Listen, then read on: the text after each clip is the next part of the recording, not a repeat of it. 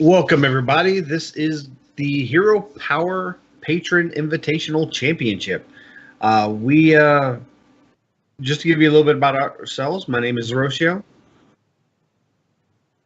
Oh, you're not going to introduce me? You're going to let me introduce myself? Yeah. Hold on. Hold on. My name is Rocio, and my cohort here is Versika. We are hosts of the Hero Power podcast with our mastermind Avantes, who is actually pretty much backstage getting everything set up. He's pulling the strings. He's Geppetto today. Yeah, he's Geppetto today. He's pulling the strings, getting everything set up. All this great content is being brought to you by Avantes and the Hero Power podcast. We have some great matches today. All of these competitors, we have 8 competitors, 2 of which last minute had prior obligations. So we have 6 of our previous champions and runner-ups and qualifiers for this tournament. We have a pretty good substantial prize pool, which I'm sure Versika will go over shortly. And what has happened is they've became patrons of our show over at patreon.com/heropower. And being a patron of at least $5 gets you guaranteed entry into our quarterly tournaments. If you're a patron at all, once we have some open seats close to the tournament, we'll open them up for everybody that's a patron at that point. But if you enter the tournament, you have a chance to actually win a small prize pool and get yourself qualified for our championship, which is this tournament here. These players have been playing all year long and played some really awesome matches. You can go back over to our YouTube channel, which is ECMMO Gamers, to get some of those highlights. But yeah, we're gonna have some good matches today. I'm really excited. How about you, Versika? What is there anything that stands out for you that you're excited to see? Well, I mean, we're in a new meta. I mean, the Kobolds and Catacombs dropped just a few days ago. These guys have had just a little bit of time to get sort themselves out, figure out, well, out of the gate, what's the strongest classes? Where does that fit with what I've practiced previously? Because I mean, your deck can be powerful, but if you don't practice with it and you can't log that practice time, sometimes you're better off playing a deck that you've played 100, 200 games with, even though it may not include any of the new cards, just to keep from running into interactions that you don't anticipate, or maybe not understanding the full potential of the card, or vice versa. Maybe the card doesn't have the impact that you had hoped that it would. So anytime there's a tournament so close to the launch of a new expansion, it shakes things up, but it also forces the competitors to make really insane deck building choices. And that's what excites me the most is, there's a few meta decks that have already kind of emerged, but for the most part, this is uncharted territory. So they're going to be going up against decks that they've not seen before, with decks that they've probably not played much in comparison to what they were playing just a week ago. So it's pretty exciting in that regard. For me, I didn't think I was going to be able to be here today, so I did want to give a shout out to Corey and Jody at work and Jason, who stepped up and took over my line so that I could come home and cast this tournament. And I really appreciate that. I know I bought you guys lunch, but it's it meant a lot to me that you knew I had something to do, and that they value me as an employee enough to let me come home and do my passion on a day when nobody wanted to work. So, And on that same note, I want to give a huge shout out to a very close friend of mine and close friend of the show, Espo over at Legend of the Innkeeper. He actually was on standby to cover for for Versika, just in case he couldn't get off work. And of course, we didn't need him, but he was definitely there waiting in the wings just in case he needed to step in and pitch hit. And thank you so much for that, Espo. He's always been there for us over at Hero Power, and a huge thank you. I do think we are going to get ready into. Do you want to go over the prize pool? Yeah. So it's been an interesting year. It's been a good year for Hero Power. We got to go to DreamHack Atlanta, which was a really great event, but it didn't come without its challenges. And Hurricane Irma not only decimated a good portion of the southern United States, but it also decimated some plans we had coming into this tournament. So, on the back end, we were still able to put together a pretty good prize pool for an online tournament. The winner today is going to walk away with $100 of cold hard cash. Nice. The second place finisher will walk away with $50, and third place will walk away with $25. So pretty much the winner, if they were a $5 patron, is basically refunded all of their patronage plus a little bit. So, I mean, that's not bad. You get to experience our wonderful patron-only Discord for the entire year and all the information and insight that comes with it, and you make a little cash on the back end and got to play in hopefully one or two of the tournaments. And I hope everybody's had a good time. I know we've had a lot of fun casting these events. So for us, it's definitely fun to watch our players grow and our patrons grow, and to see the information that comes through our Discord channel filter down and get expanded upon. And this is something that not everyone gets to experience, to be able to sit back and watch a community grow in both knowledge and skill. And that's something that we've been very fortunate to experience this year. So this is sort of that culmination of those experiences. You take all of that knowledge, and with the launch of the new expansion, now you don't have an established meta. So it's kind of like earning your black belt in Taekwondo and then get thrown into a Kung Fu tournament. Yes, it's a martial arts tournament, but now you have to rely on your knowledge of your skill set in an unknown arena. And, that's how you tell how much you know. How much have I grown? How good a player am I? Can I anticipate across the board what my opponent is going to do? And that's what we get to see today. And I think that's going to be really, really, really fun. Yeah, I'm really excited about this new meta. I know we were really concerned about having a tournament right after the set came out because a lot of people can't afford the cards and things like that. But I've learned with this new meta and the new set with Kobolds and Catacombs that just dropped 2 days ago, that some of the old meta is still prevalent because the new meta hasn't quite fleshed itself out. So we're going to find out today if players choose to bring some of the old style of decks, not including the Kobolds and Catacombs cards, or if they're going to bring them some new tech, or kind of mix and match and throw in a couple cards from the new set to enhance the old meta. Looks like our first matchup is going to be Inked and Mad at Arms. They are currently getting set up right now. Looks like Mad at Arms has banned. Let's see here. Mad at Arms has banned Priest, and Inked has banned his Hunter. And we're going to get the lineups here. Bear with us. This first match, we're getting everything kind of set up. So, all right. So what do you think about those bans? I know for me, it's kind of a tale of two cities there. It's like, Priest is strong. Priest was strong in the last meta. And coming into this meta, there's Dragon Priest, which is revisiting an older deck, but with the new Kobolds and Catacombs cards. But you also have that Razakus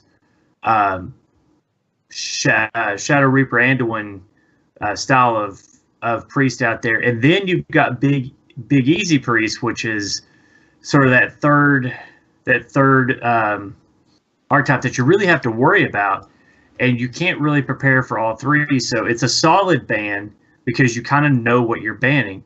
Then on the other side, when you see Hunter across the table, Hunter's not been viable for so long that now you you have to weigh, do I want to, do I want to go with what I know to play against, or do I want to ban this new thing and rely on my experience? So Okay, it looks like we are actually in the match right now with Mad at Arms and Inked. Mad at Arms playing Druid and Inked playing Shaman.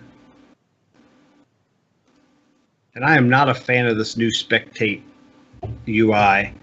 A lot of misclicks with it. All right, so Inked is coming out really strong with the Pirate package. It looks like as if he's playing kind of the more aggressive Evolve list, where we see Mad at Arms on Druid kind of, he's running double swipe. Looks like this might be a taunt package. What do you think? yeah, I built an armor dragon druid actually just last night, and it worked out really well for me. One of the key cards is Oaken Summons. Now, it's a new card out of the Cobalt and Catacomb set. I've been using it with Daring Reporter, and Oh wow. It's working out really nicely with the Oaken Summons. Another card that I use with Oaken Summons has been Twilight Summoner, and Wow, that's another good one. I've been having a lot of success with it. So yeah, it looks like he has gone for more of the traditional taunt. So this looks like a taunt armor up warrior. So hopefully it'll Druid, yeah.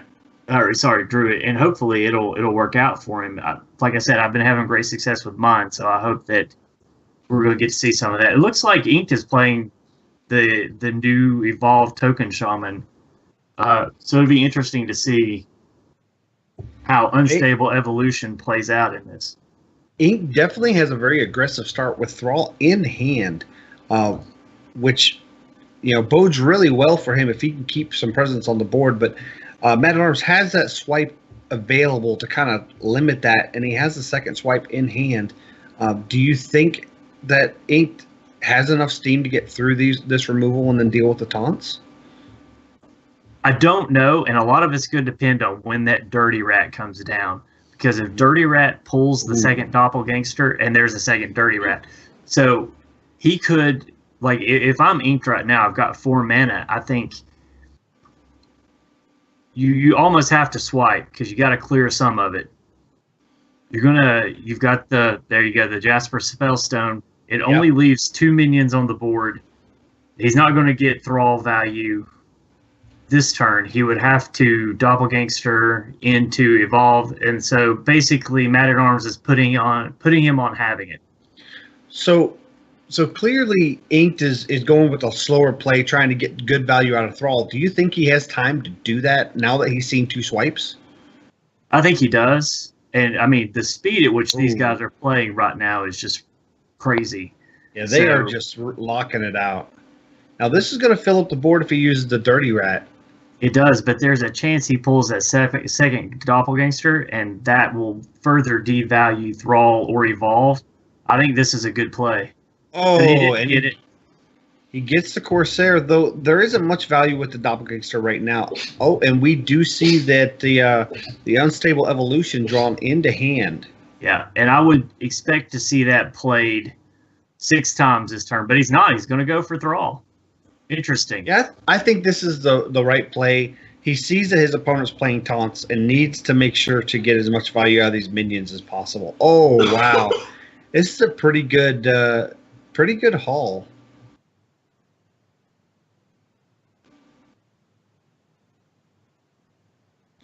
So he has the 4/4, 4/3 are pretty good value. 5/5 and the 5/4.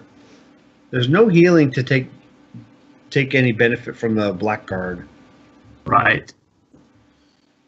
He does get to attack with the Ironwood Golem, and I think if you're Mad at Arms, I think you take out the Ghoul. Yeah, the Ghoul's going to get too much value if he starts getting some trades in. And there really isn't a better trade.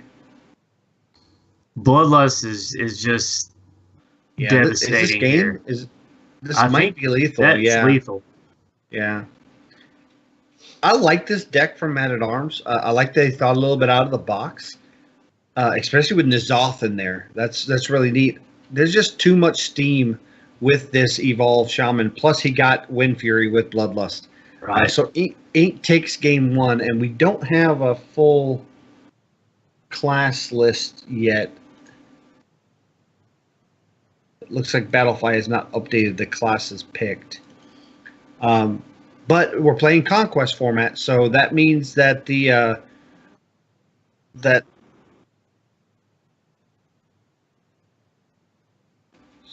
that means that was he Man at Arms won the first game with the Shaman, so that means Shaman's going to be out.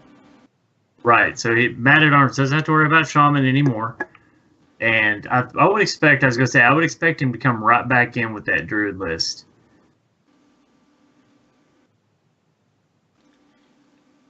All right, so Astral Tiger in hand, and there's Master O card. And of course, he's going to send it all back, even though he's on the coin. And this looks like a secret-based mage from Inked. And I don't like his opening hand. No, not at all. And with it being a secret-based mage, do you think it's slow enough for Man at Arms to get his taunt train going and even up the series? I do. I think this is exactly what Man at Arms needed. I think he needed Inked to get a slow start. And seeing this is just it's bad either way for Inked. If he kills the sprite, he loses his initiative. And if he doesn't kill it, he's just going to run it into something else. And I think this is a clear trade for Man at Arms. I think he runs it in and hopes that the secret isn't a mirror entity. He's going to test it, find out that it's not.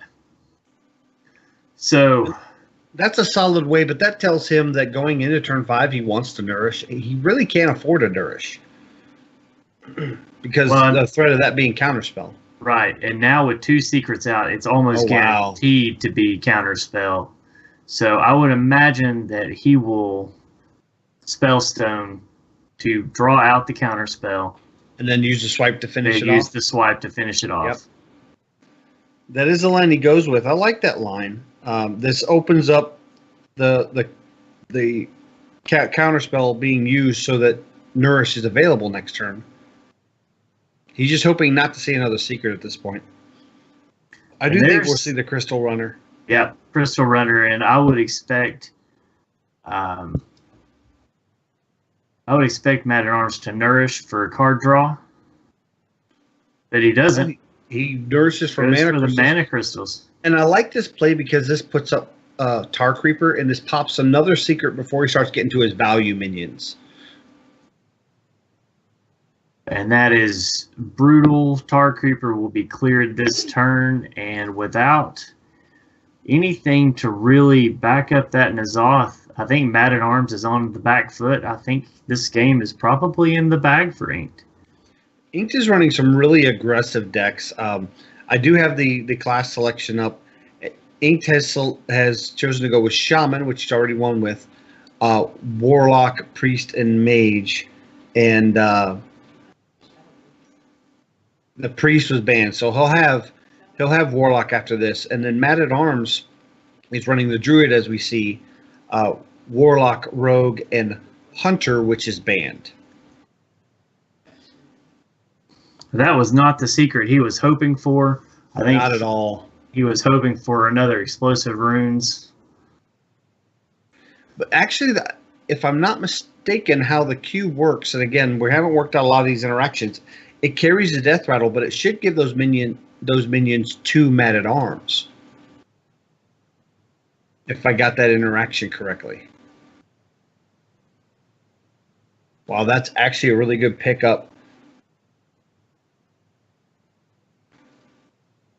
But it immediately gets dealt with and gets the death rattle. That's actually really good board presence that he has now.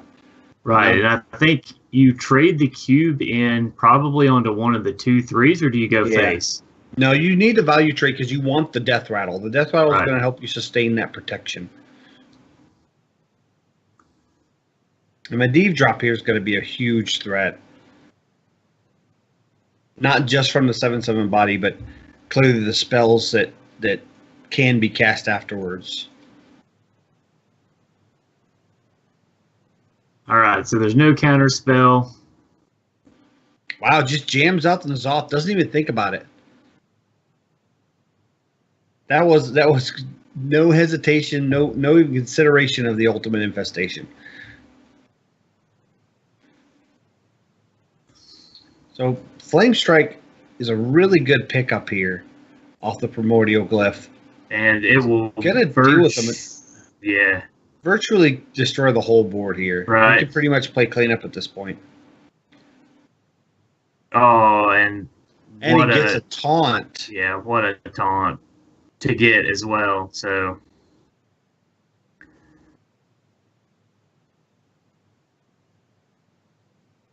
now the ultimate infestation pretty much has to be used on Medivh. Yep. This will clear up the board formatted of Inked for Vatted Arms, but still doesn't put him in a good spot. Oh, wow, he's running to Master Oakenheart. It's a really good pickup. I love the interaction with Lesser Spellstone that it does get the bonus from Ultimate Infestation if drawn.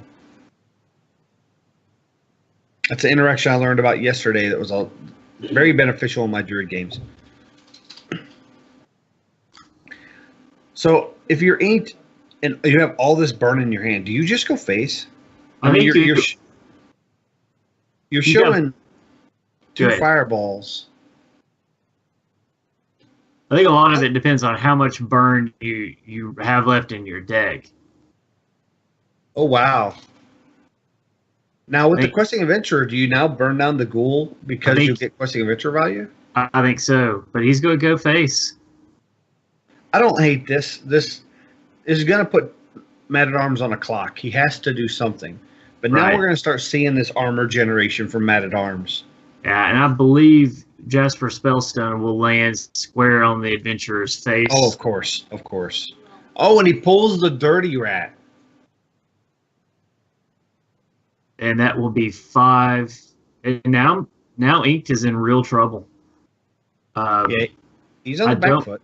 I don't know that Arcanologist will pull anything of value. Kona Cold will buy a turn.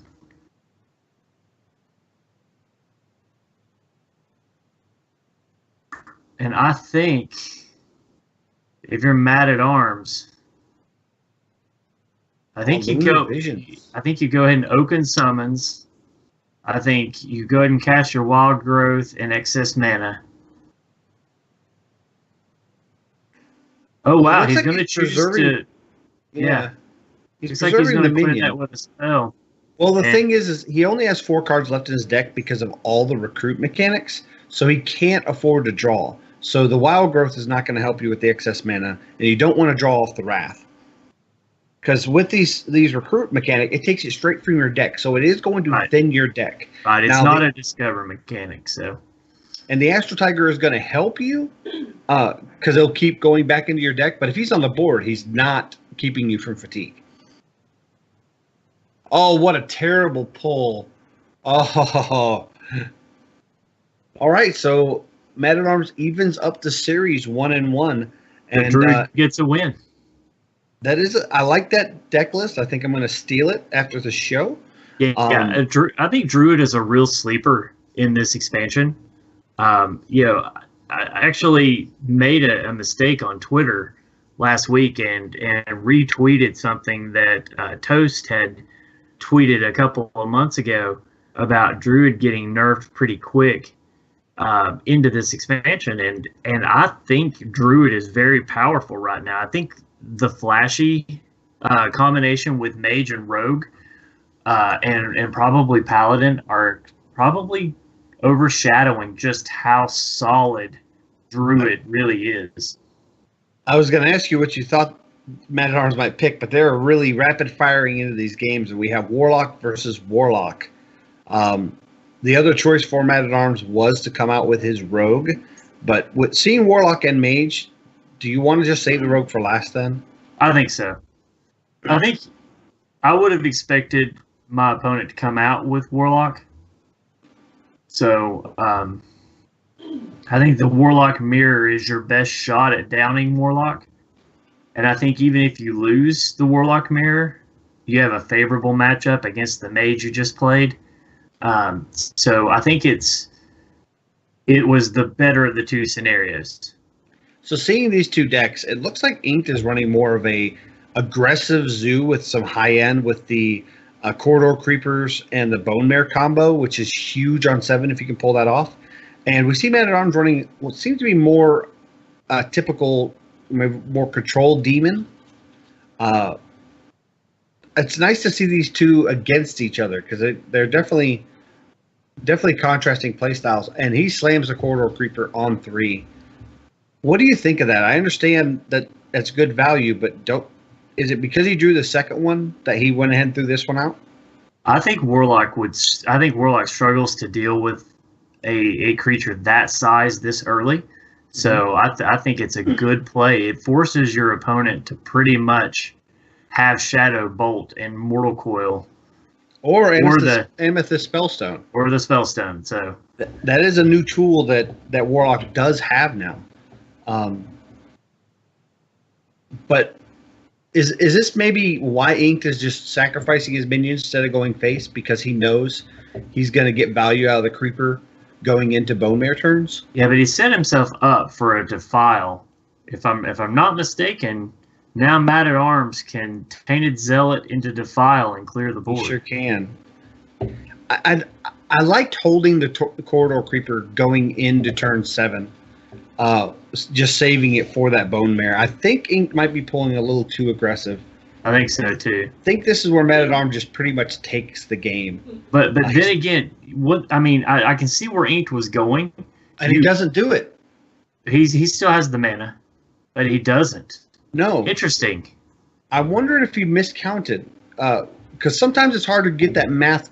Well, no, it would not have gone off because the Tainted Zealot wouldn't have killed something the first go round. Right. So he has to do it next turn. Gotcha. And he still can't do it.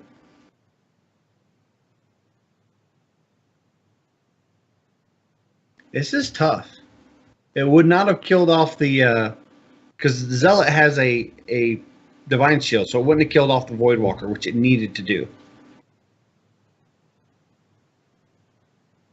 I don't know if I like putting that out, but he has to have something to draw some attention. I was getting ready to say Inked has to get rid of Tainted Zealot. So. Well, he doesn't because, the Tainted Zealot can run in first. Right. Yeah, so he can clear the board now. And he didn't get rid of the Tainted Zealot. Obviously, Ink doesn't have to worry about it because he's got him at lethal with the Doomguard in hand. Right, so now you're Man at Arms. Is Defile your only play? I think it pretty much has to be. Yeah. So I think he's gonna find out that he is dead, and I'm sure he thinks he's either dead to Soulfire or Doomguard. A second Doomguard just seals the deal. Yeah, when they don't clear the Tainted Zealot like that, you know they have to have it set up. That was a very quick game 3, and Ink takes up the series 2-1. We are playing best of 5, so he has to win one more to take the series. So that Secret Mage against what? What do you queue into now if you're Man at Arms? Do you queue in the do you queue in that Warlock or do you go with your Rogue? I think you go with Rogue 100%. It's fast enough to deal with it. Though you may be thinking, I'm pretty sure I'll win with the Rogue. I have to win with the Warlock anyways. So it's kind of a coin flip of what you pick. Either way, you're going to have to play both classes against this Secret Mage. Right. There is value in holding back your Rogue list. Not really. We're in single elimination. That's true. I forgot we are in single elimination today. So he did go with Rogue. And I like the Rogue pick here. The prep into Mimic Pod might actually give him the fuel he needs to get started. This looks like a miracle list. And that's exactly what he does. Prep into Mimic Pod and pulls the sap. That is brutal. Yeah, that's actually not a terrible pickup for things like the Mana Worm or the Crystal Runner. Right. to kind of just stall you a turn. But that's not the card you wanted to pick up. No. And this does put the Mana Worm back in the hand, and now on turn 2 gives Ink some choices. Sorcerer's Apprentice comes down. What do you think? I like that play there. I mean, you don't want to float the mana. And while there are a lot of coins, if an Edwin finds a way to show up anytime soon, it's going to be crazy. Well, he's going to use one of them to pull out the Swashbuckler, just to see what he can get. Oh! And he picks up an Aluneth. This is actually amazing in Rogue. The fact that you can draw so many cards and fuel your miracle combos, that's nuts. That's going to be broken if he gets a chance to really use it. I think he will. He's obviously going to backstab and dagger up this Mana Worm, developing the dagger for next turn. So obviously you won't need it because he could coin out Aluneth next turn if he wants to. Right.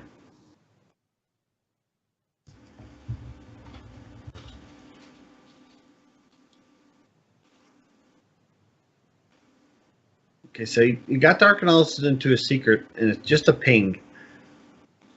He obviously wants to save the value for the Medivh's Valet. Oh. Ooh, choices.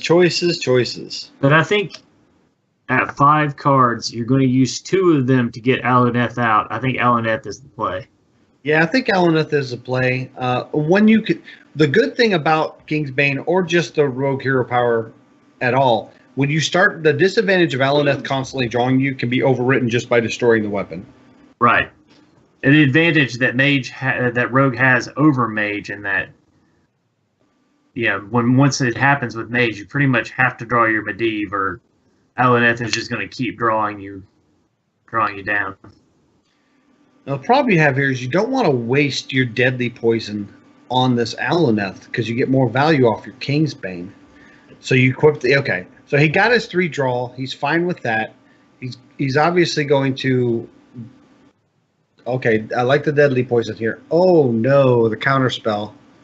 Yeah, I think I would have probably tested the sap against the Medivh's Valet, but there's a good chance he has a second deadly poison in the deck. Yeah. But that's... I kind of wonder if I would have played that a little 3, different. That's 6. And here comes 12 damage left on the board, or left off the board doing it that way. Now, Inked plays an Aluneth and immediately goes up to 8 cards.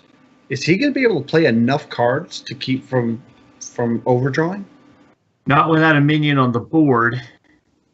It looks like Man at Arms is going to give him that minion. So yeah, I think he can now.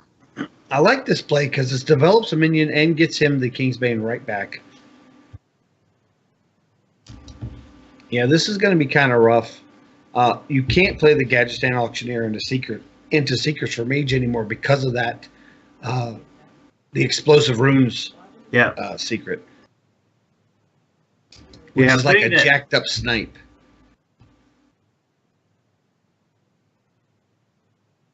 So where do you go from here? Well, I think you have to Kingsbane into Vilespine Slayer to get rid of the Crystal Runner. Okay. And then you kind of just have to wait. I don't think Sap... Well, my thought was if the secret is activated and he no longer has it, there is value in sapping the Medivh's Valet.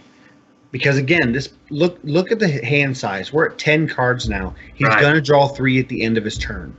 It does force him to play earlier game cards, but it does, like I said, reactivate the Medivh's Valet. It does. There's another 3 damage that you have to take, and Rogue isn't known for healing.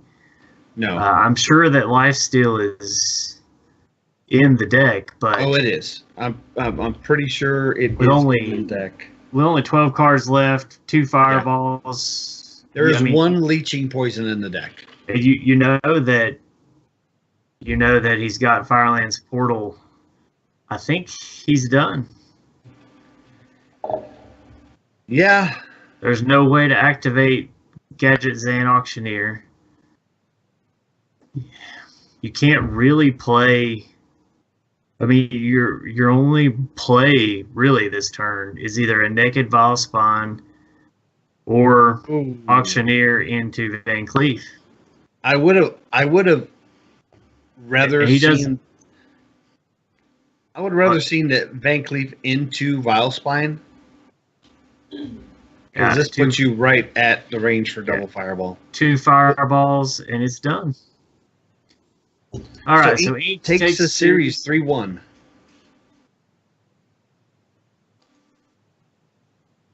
So that's 3-1 up for Inked. What are your thoughts on that matchup? It goes kind of back to what I was saying before we got into the match. You have to make that choice. Do you want to play what you know into what you don't know, or do you want to play what you don't know into what you don't know? So, the new Miracle Rogue, I don't think we figured out all the interactions yet. So I think, going into that Secret Mage, and that was a very aggressive Secret Mage. I liked it. It looked like it played well.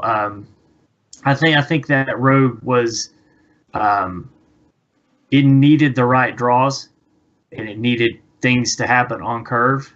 And that opening hand, prep into the Mimic Pod, going into the 2 saps, it just didn't. It made Mad at Arms too reactive in the early game, and I don't think he ever got a chance to recover. I would have really liked to have seen Mad at Arms go into that with the Warlock deck and see how that fared against it, and maybe come into a 4th game or 5th game with some momentum and some confidence behind, But anyways, also, it goes back to that where the counterspell on the Deadly Poison. I think I would have tested it with Sap first, and that way my Deadly Poison would have been sure to get through the counterspell, and that may have changed. That changes the dynamic as far as taking 3 points off the board, which would have let him live one more round, I guess, because he would have ended up trading into the Mediz Valet anyway. So it's a net life gain of 1 there, but that 1 health could have made all the difference. I think you're muted. I'm sorry about that. I think we are setting up our next match, which is Turtools versus Navalis. Turtools, was he our first winner? Or was our second winner? Turtools, I believe, was the second winner. Second winner, okay. Let me pull up my sheet here. And I know Navalis got in an alternate spot from some of our local firesides. It looks like Turtools is bringing Priest, Warrior, Rogue, Hunter, where Navalis is bringing, as I scroll up the list here, a Hunter, Rogue, Warlock, and Priest. Turtools has his Priest band, and Navalis has his Rogue band. What do you think of these matchups? I know I'm excited for the deck list of Navalis. I'll just say that. Yeah, I like banning. I like banning the Rogue because of, if you're not going to play Mage into it, Miracle is very difficult to handle. I think Explosive Runes and the reemergence of Counterspell allow Mage to combat Rogue effectively. I think also was it Dragon's Fury? The 5 where you pull out a spell and it deals that much damage to the board? Yes. I think Rogue right now wants to go wide. And they are already in their match. Oh, wow. So they're firing on all cylinders today. Avantes wants to get this done today. Yeah. Turtools is running Warrior, and we have Navalis opening up with Warlock. I'm not sure if Avantes wants to get this going or we're just long-winded today. We just want to talk. The new set's out. We want to talk. So this looks like pretty much a pirate warrior, but it's got a little bit of other tech in it. Maybe a kind of a mid-range pirate warrior from Turtles, where Nautilus is running. Looks like pretty much your classic mid-range zoo. It's very interesting list as I'm looking at it in our show notes here. I'm really interested to see how this Warlock plays, because it is definitely an amalgamation of a kind of a control-y Warlock and a zoo Warlock.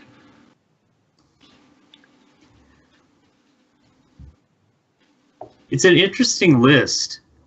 Sea Giant, I think, is something that Turtles isn't going to see coming. No. And I don't know that he has a great answer for it. I think he's going to regret using that upgrade now, because he could have, when Arcanite Reaper comes down, I think he would have liked to have had that extra damage. Yeah. So do you kind of have to dump out the Crystal Weaver? No? No, I think you want to go ahead and take care of that South Sea Captain. And the Sea Giant goes, but see, now I think that plays, if you're Turtles, you're like, oh, whoa. Sea Giant. Sea Giant. What was he going to do with that Sea Giant? Right. And so now I think if you're Turtles, you got to start thinking, do I stay on plan and just go face? Or do I start to sort of plan for the fact that I'm going to have some stuff that I didn't really see coming from this Warlock? Yeah. I think he's going ahead and he's staying on plan, and I think that's smart. The other Doomguard gets discarded, so does the Direwolf. But honestly, out of the 4 cards in hand, I think those are the 2 that I would like to have discarded. Yeah, he needed to stem the bleeding. Yeah, definitely. If you're Turtles, you have to answer this Doomguard, and you don't really have a way to do it, other than the Arcanite Reaper, and then you're spending one of your win conditions on taking 5 damage to clear this Doomguard, but that's what he has to do. So I think you got to tap here. Well, if you're going to throw out the Imp and the Crystal Weaver, tapping is not an option because you don't have the mana. Yeah, I think I would have just thrown out the Imp. It's something that you have to. It's something that you have to get rid of. Do you think maybe he's hoping to draw into discard and wanted to save it? But do you really save it?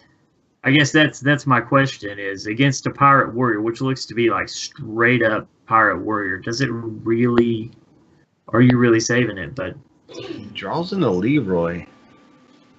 Does he have to use this Leroy to clear? I think he does, but I think he's got to tap first to see if he draws into a better option. Flame Imp it's not a better option. Do it. So he's going to Leroy into the 5/5. Does he just go face and just see what he can pull off? Is there any merit to just going face? I don't think so, because then you leave the 5/5 on board. You can clear with everything else. So I think that was his only real choice at that point.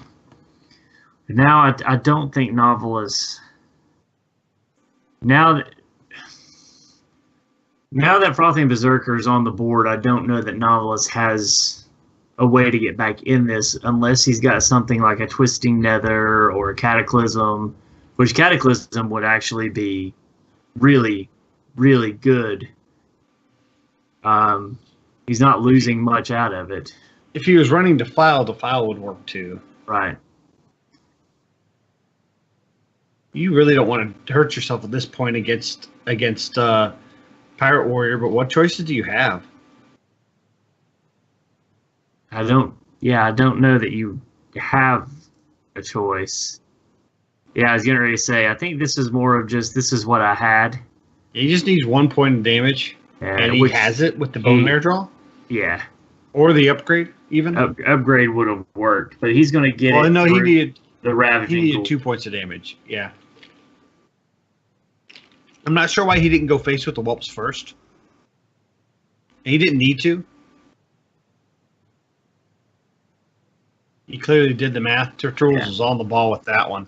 Just respect for your opponent doing exactly the amount of damage needed.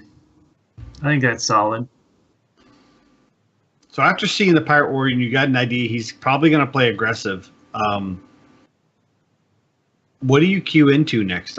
Obviously, your what was it, the Rogues band? Right. So he has Hunter. He could do the Warlock again. Then he has the Priest, I believe. Yeah, I don't like Warlock into that Hunter matchup. No. I think I would probably go with Priest here. And there he goes. Okay, so we have Navlis on the Priest and Turtles on the Hunter. Looking at the hand, I could almost say this is Spell Hunter. I've been playing this a lot lately. Yeah. And I love it. And it actually is good against Priest because Priest has a lot of things that require minions. And if you don't have a bunch of minions out, they can't really take advantage of that. Right, but it does, a lot of this Hunter that you're talking about, the Spell Hunter, creates minions through spells. Mm-hmm. So it does give the Priest the advantage of getting max value of the removal that they have. Yeah, the benefit it also is a lot of those minions that they get from the spells are 3 attack or higher. Wow. With the exception of maybe Leok. Oh, wow, that's a lot of good That's to it. Terrible tracking. I mean, what do you pick here? You almost have to pick Animal Companion because 2 of those 3 give you a forecasting cost minion that's going to be tougher for Navlis to handle. But, yeah, 4 attack minion. But, yeah, I mean, you see Shadow Word Horror and Pint-Sized Potion in hand, so. Yeah. What I was getting ready to say, what's he doing? Don't be playing. I think this might be mind games by Navlis. Yeah. He's telling Turtles, I have something I'm going to play. No, I'm changing my mind. When in all actuality, it's just a Pint-Sized Potion. Yeah. This is like meta in the meta game. Of course, playing with Turtles, he does not get tilted. Oh, wow. This is a great pick off there. You're not going to have easy removal with Priest for the 4-2. Right, but I mean, at this point, you just heal up and you're taking 2 points of damage a turn. It's 2 points of damage, and if he couples in his hero power, that's 4. I was going to say, I'd candle shot hero power and just go face for 7. You kind of want to bait out board-wide removal on one threat. And you might see the pint size. I was going to say, you could see pint size into Shadow Word here. But I don't know. I think I would probably be greedy. The problem is you're not going to have good Shadow Word Horror targets because most of the spell-generated minions are 3 attack or higher. That 3 to 4 range. Right, that's why I think I would have probably held back that Pint-Sized Potion and just healed up another turn. So, if you're running the Spellstone, which you probably are in this deck, and you don't think there's going to be a threat against Wandering Monster, you think there's merit to just holding that Wandering Monster? No, I think by putting Wandering Monster out, now you have to worry about things like Cat Trick and. He is. Oh, good point. It does bait the Cat Trick, or bluff the Cat Trick. He is rolling these companions. Oh, and he gets the worst pick of the Shadow Essence out of the deck. That is horrible. Yeah. This is where the kill command would have came into play. Right. I mean, he's got Deadly Shot, but do you Deadly Shot this Barnes? Oh, not knowing that there's all kinds of other threats in the deck, I don't think you can. No, I think if I'm Turtles, I think I'd just go ahead and play my freezing trap.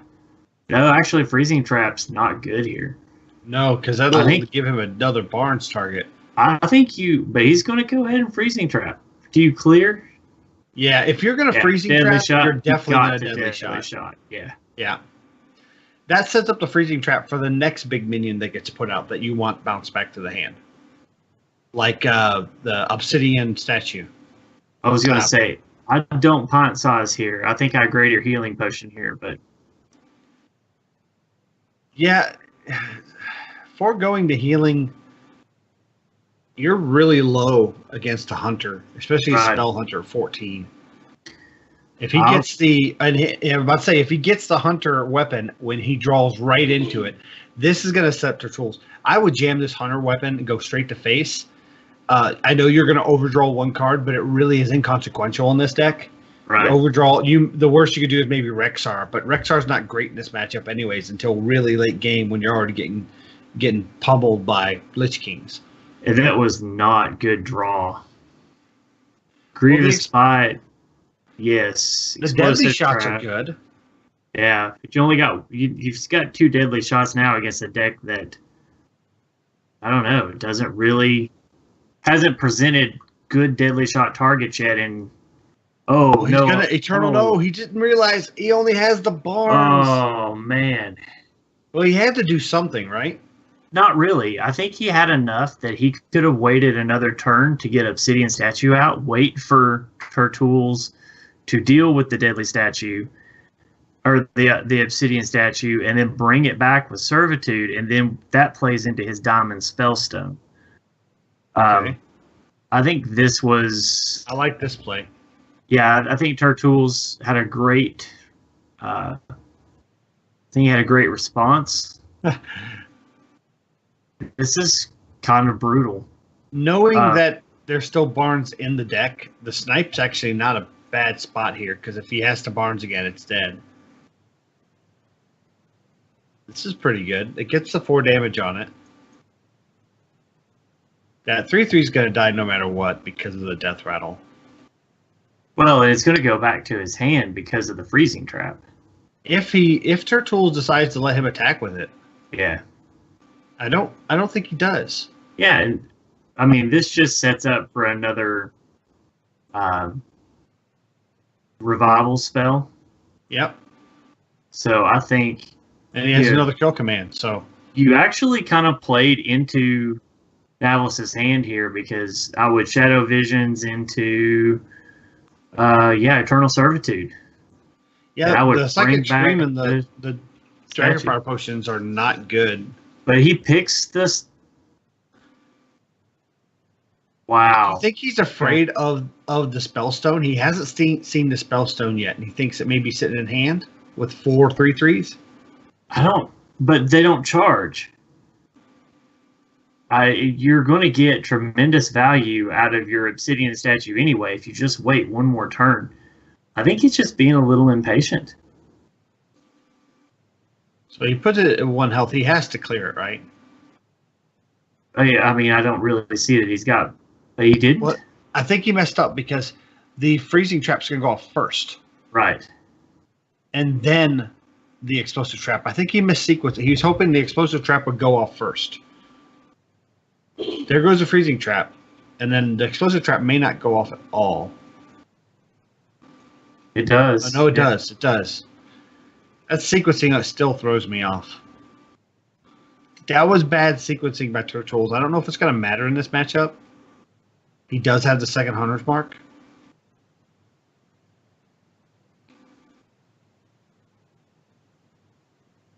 And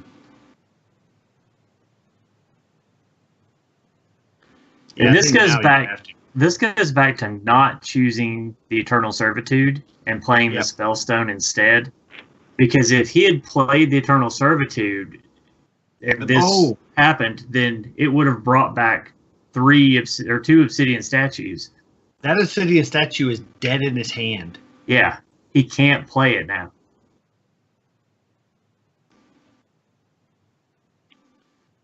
Here's the cat trick. Oh, but there's your SARS. It's the And do Yashar. you pull Lich King? Second Yashars? It's nope. The Ysera, that's still pretty bad. You've seen how many That's deadly 9. shots? I was going to say 9 in hand. He only has to find 4 damage, gets it through kill command, and the game is over. That'll do it. Whew.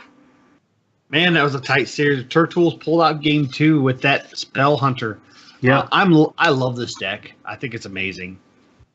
Navalis bringing out some creativity, but I think it goes back to that Eternal Servitude play. I think you're right. I think he gave that one away. I think going back and looking over this, I think he's going to want to have that one back. Because that would have been the one Obsidian statue that would have stuck.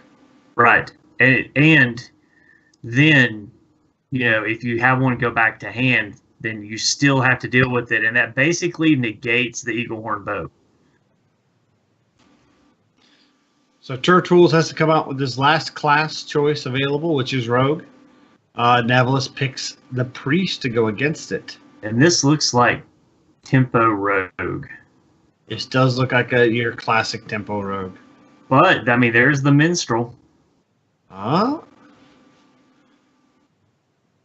One of my favorite cards out of the new set.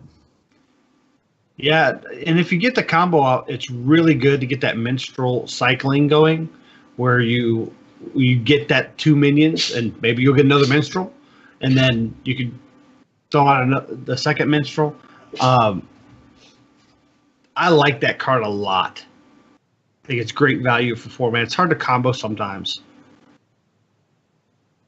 And these, like we said before, these players are no joke today. They got things to do, places to be. They are moving through it.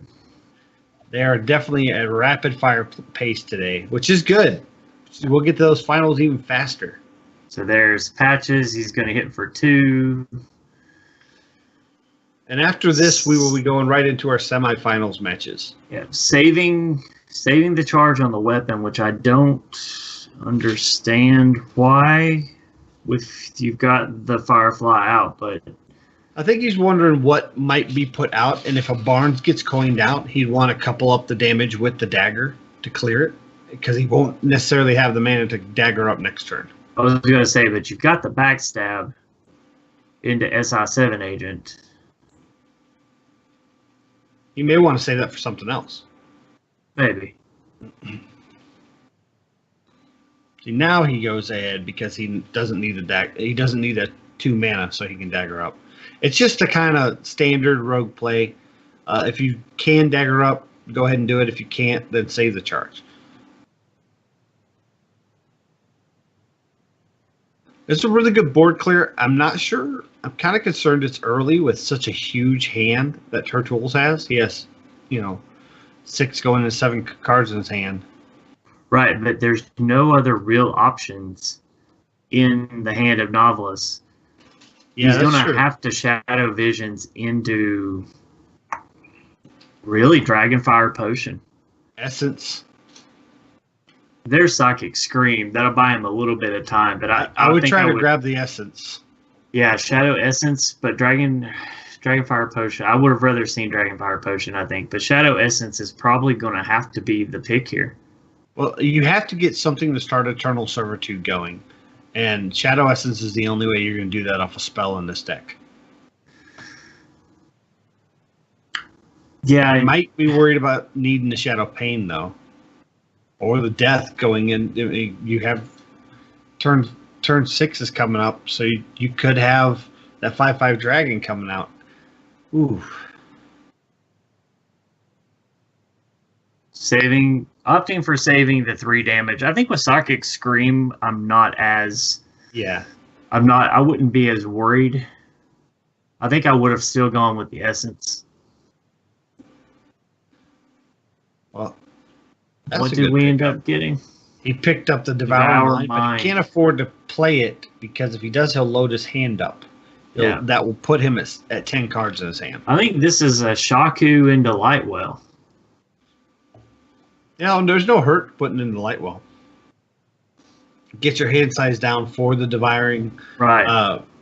the Devour Mind possibly next turn.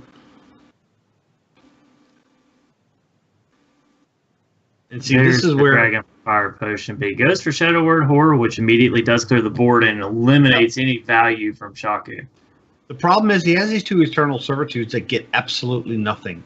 He needs to get into a Barnes, preferably, or Shadow Essence. Pulls up a Dragonfire Potion of his own with that Devour Mind and a Spirit Lash. Shadow Word Pain. It's going to be if Nautilus pulls this out, it's going to be a really, really long game. He's going to have to basically maximize the value of Shadow Reaper Anduin. The problem is if he Anduins, can he afford to sacrifice the fact that he can't heal? Now he has to Anduin. He has to. You could Psychic Scream. You could, but in fact, I think I probably would Psychic Scream just to buy more Anduin time. And the Dragonfire Potion doesn't help here. Right. I think this is Psychic Scream turn. You've got nothing of value on your side. Wow, the Servitudes in that. There you go. The Servitudes and the Spellstone are just dead cards in his hand right now.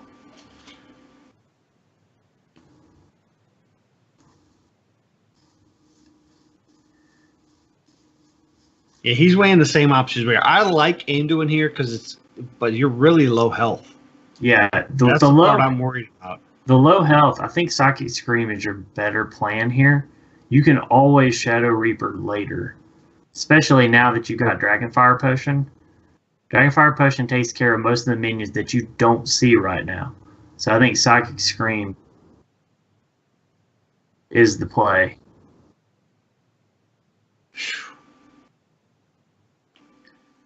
I just wondered if you get more value off the Psychic Scream next turn.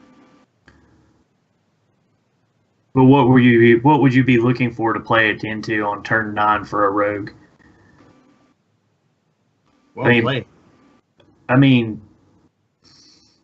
Really, Bone Mare is it for a 5/5. You know it's coming back later. Had to waste a Spirit Lash to get an SI7 agent out.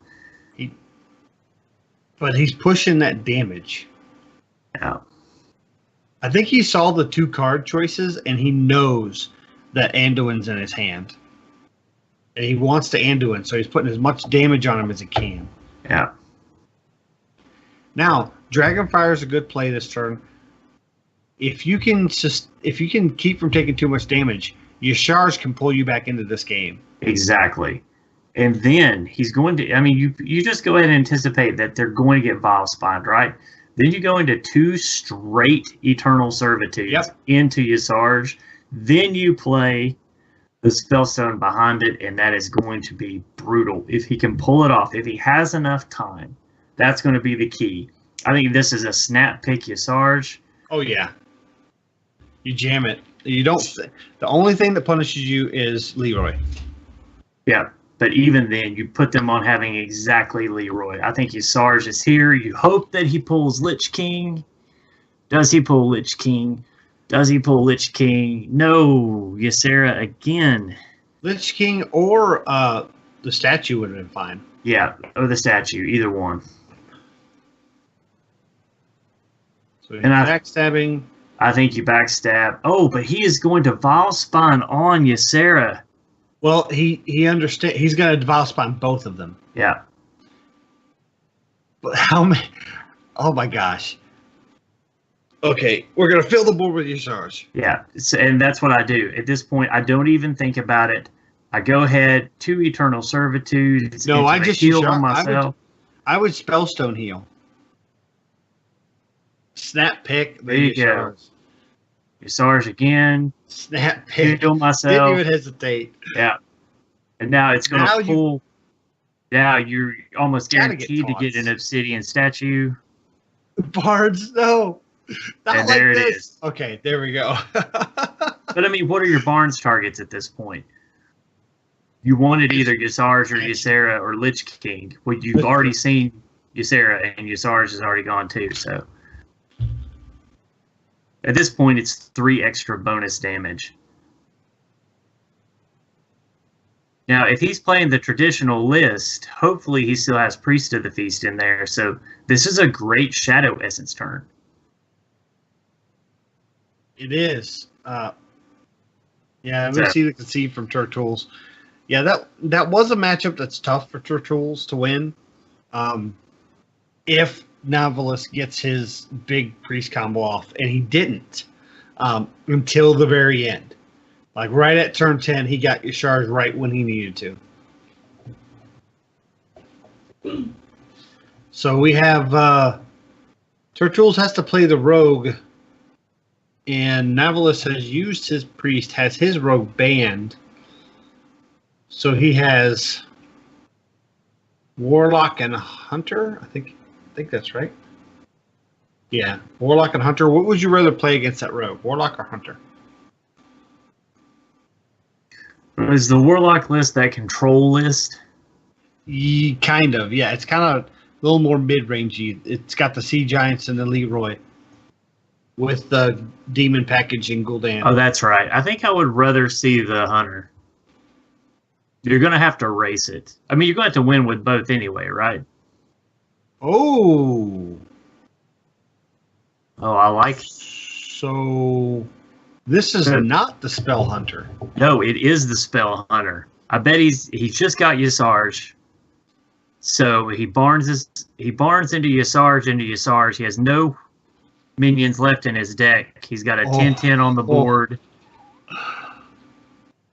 Unfortunately for him, it's Volspine Slayer in the hand of Turtles. So I'm looking at the deck list, and you are 100% correct. Even if there is a Volspine Slayer, do you even feel bad about that? Well, I mean, the Volspine's not going to get any use at that point. So what it does is it saves your animal companions, your flanking strike wolves, your spellstone wolves, and your to my side minions. Yeah. So it also saves, if you expected to go that long, your Deathstalker Rexar Zombies. Yes. As we speak of Deathstalker Rexar. Thank you for showing up on time, Mr. Rexar. So you might want to bait those out for Rexar. Right. Of course, you could go the long game and hold on your Barns, but you don't really want to draw on that Yasarj. Hold the Barns to maybe use the Zombies to get the Vilespines out of the hand. You can go the other direction with it. I don't know. I think I put him on having it. Ooh. I think if I'm Navalus, I slam Barnes down this turn and I put him on having Volspine. So Shaku gets straight up chumped with the snipe. Especially now that Rock Dalar is in my hand. Yeah, I think you're right. Because you need the Yashar's out of the deck. Right. Now. He's thinking about, can he wait a turn? I think you Barnes here. There you go. Make him have it. Because now if you're Turtles, you got to wonder what just happened. And he only gets the one. He only gets the one Yashar. Well, not that it matters. The other one's a 1-1, 2-1. I was going to say, so what this does is he's going to coin into Volspine, send patches into the 2-1 Yasarj, leave Barnes on the table, and now he's got to wonder, are there any other minions in that deck? Yeah, and see, Barnes clears this Volspine, no problem. Exactly. See, but I think I flanking strike and just run my Leok in. He's going to use kill command. I'm wondering if he's just going to go face. Just face. You know what? I like that. At this point, I like kill command on the Volspine. You have few targets other than Bone Mare where it's actually going to come in super handy. Go ahead and start pushing the damage face with the hero power and the 6 damage you have on the board. So this is a similar line. You lose out 2 points of damage, but it keeps you the kill command to finish off the game. Right. I think he's doing this because he's going to Rexar next turn. Right. At this point, that's the only reason you do it. Is because you plan on Rexaring the next turn. Rexar into Rockdalar into the following turn, possibly setting up lethal with a cheap Zombeast and Kill Command. Exactly. And there's really not a lot Turtles can do about it. No, just not looking really. at his hand right now, he's one turn away from being just outright dead with what we see in Navalis's hand. Without any healing and without really being able to set up the taunt from Bone Mare, I think it's going to be hard. I think you're right.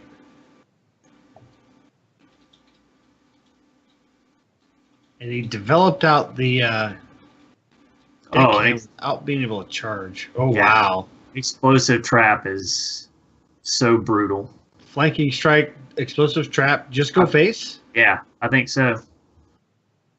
Or do you clear the 2-1 with Leok? I think you clear the 2-1 with Leok. Yeah, and pass. So then, no matter what happens, not attacking there loses some damage off the Rockdalar next turn. Right, but what you did was you set it up to where he can't clear counterattack. You delayed your lethal by one turn, but you're using 2 pieces to put him in check, or using 3 pieces to put him in check instead of 2. So it firms up the back end, and I like the maneuvering and backing into a corner. So I think in the end, I think this is going to be the better play. You think this has to be a Rexar turn? With double Shadow Step.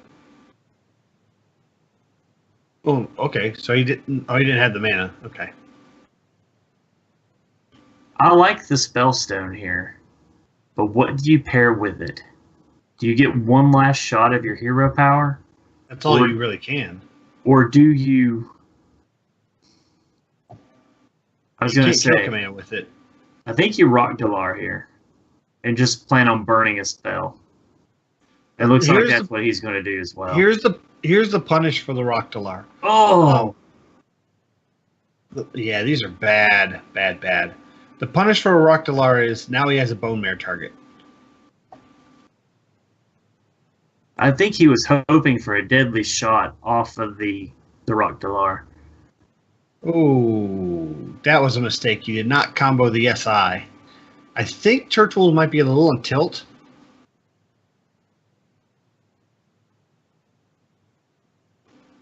Oh, here comes the Explosive Trap, followed up by our friend Rexar.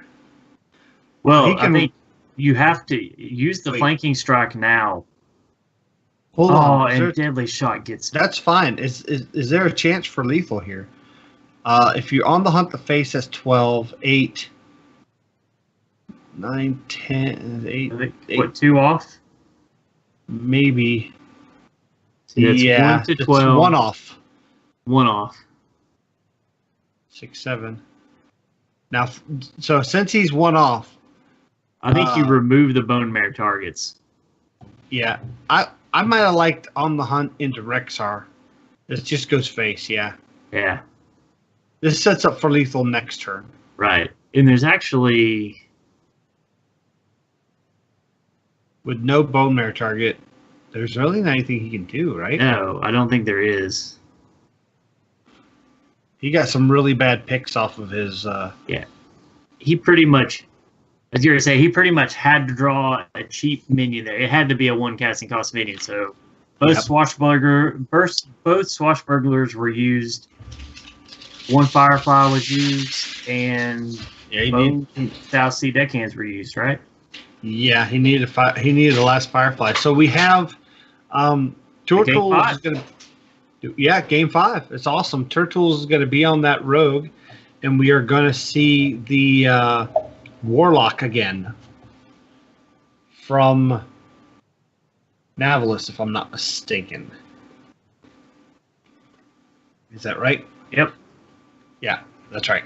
And this is that kind of unconventional mid-range to control-y style Throw everything in one basket, Warlock. Yeah. He calls it make puppets Oh, fast. man. So Turtles pitches an entire Wow. hand and gets back.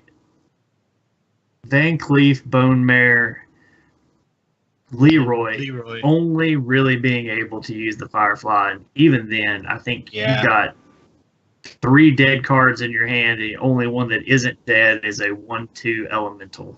So you got to coin out Cobalt Librarian. Yeah, Cobalt Librarian's a good one. It trades evenly.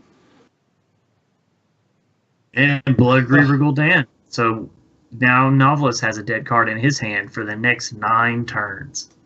I don't know if we're going to get to turn 10 with these two guys. So he takes the face damage, which is interesting. I was going to say, I think you check out Firefly and Malkazar's Imp, which is what Novelist is going to do. Yep.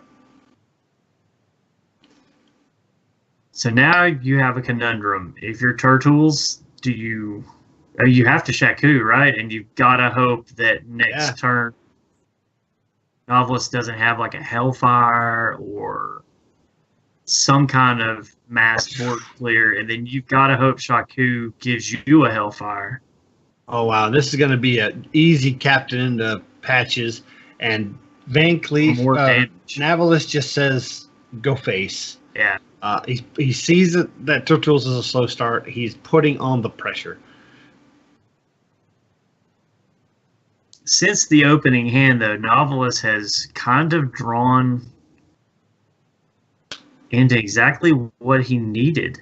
Blood Reaver is waiting, but I mean, Cobalt Librarian is going to give him a draw coming into this next turn. He can tap, and at worst, he can play a second Malkazar's Imp, preparing for that Doom Guard, and refill his hand off of 1 Doom Guard. And he's forced to sacrifice the Shaku. Oh my gosh, he's going to draw so much this turn.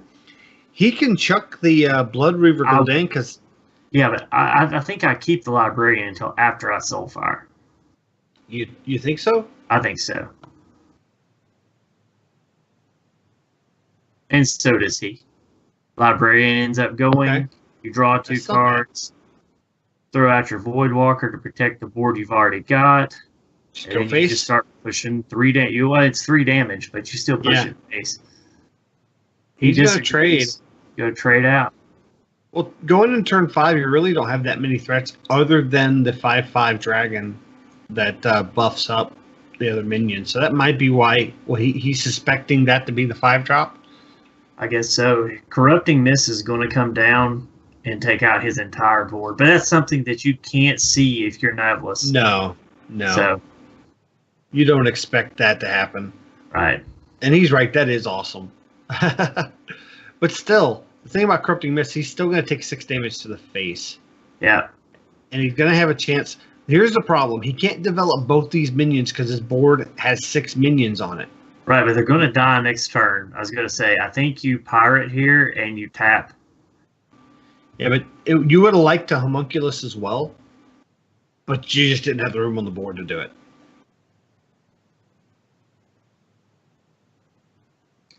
I think this next turn you put out the Homunculus and you drop that Direwolf Alpha between the 2 of them, and you push 4 to face, and I mean that's at that point he's down to 6. You can almost wait until the problem is you see the Rogue loading up the board, you know that Bone Mare's got to be coming down.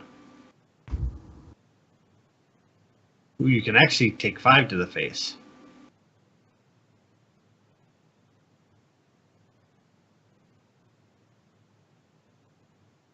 All right, so 5 damage.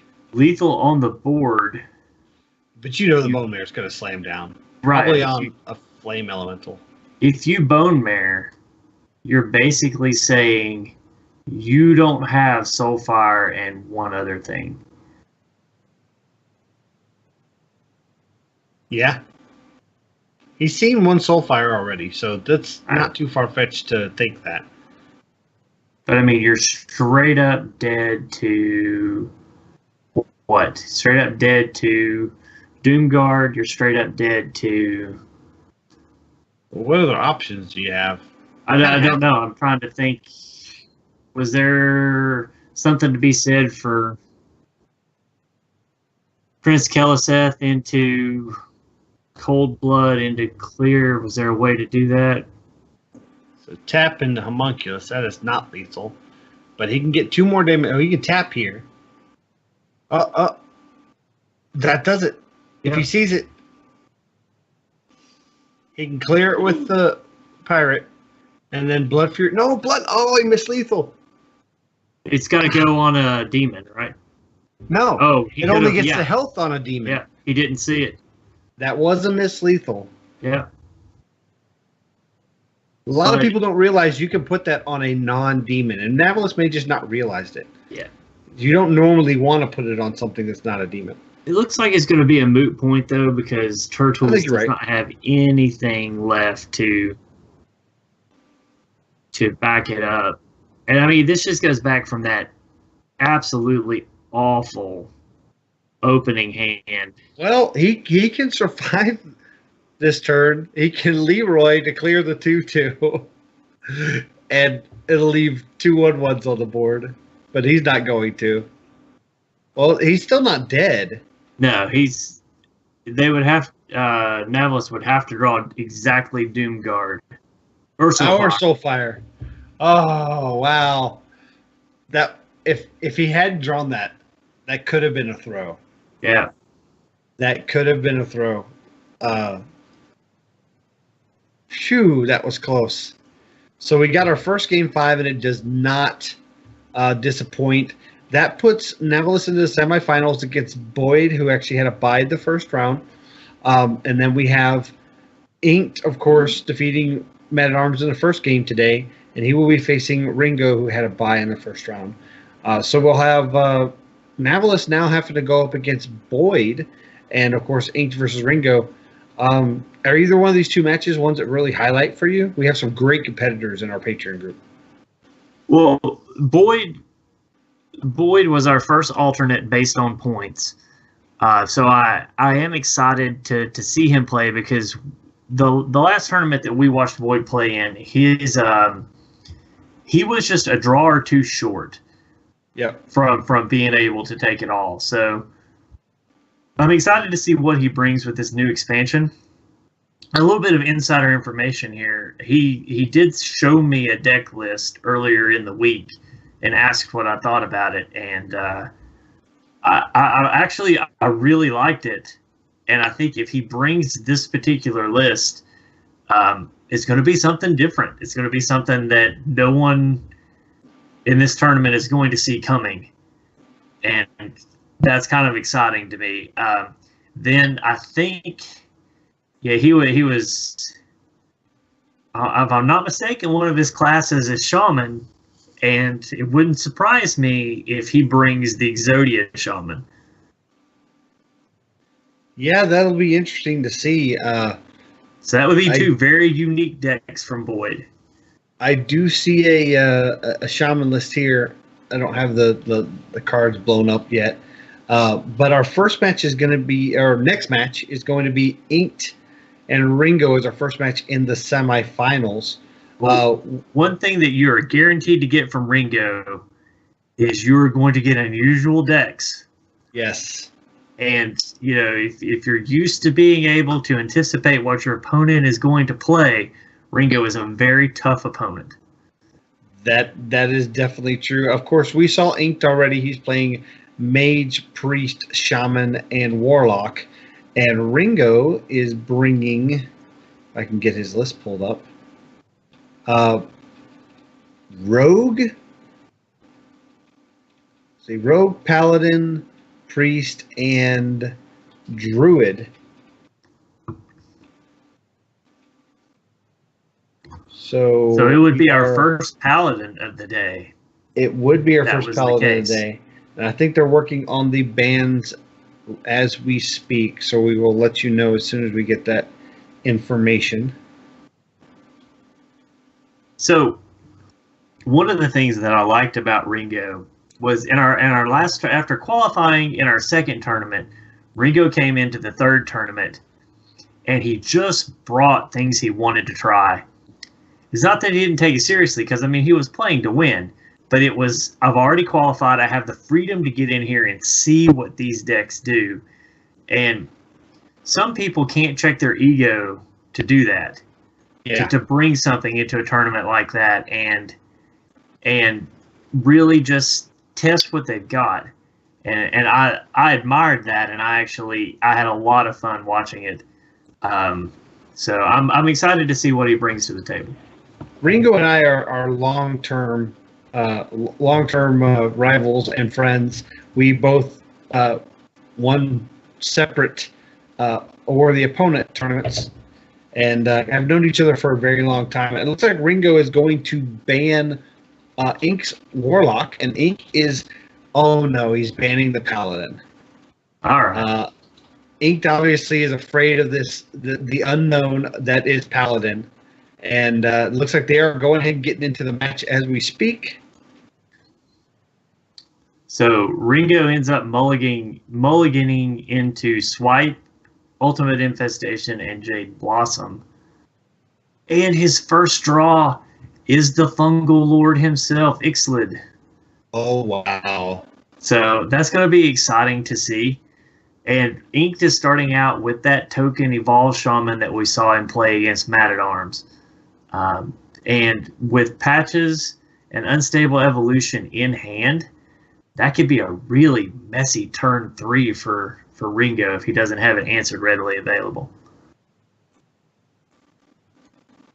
I said that I really hate this new Spectate UI. Yeah. I'm actually frozen in the match. I'm having trouble getting in. Every time I click on it, it disappears before I have a chance to spectate. I'm actually gonna. I've got looks like a Jade Blossom stuck. Yeah, you go ahead and restart, and it looks like Ink is loading up the board pretty heavily.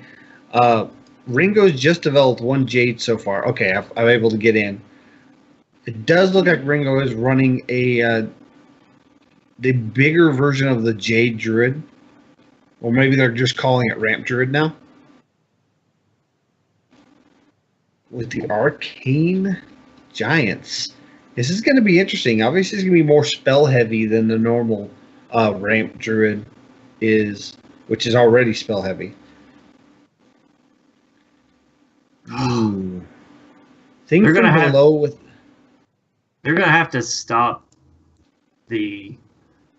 They're gonna have to stop this friends list from jumping up and down. Yeah, that's what drives me nuts. You keep clicking the wrong spot. I have 200 friends, which I should be able to have more. Oh, and you get an evolve into some really not so great options. The War Golem's probably the best, but the 2/2 drops are just dead 2/2s basically. That War Golem is going to take some work to get rid of, though.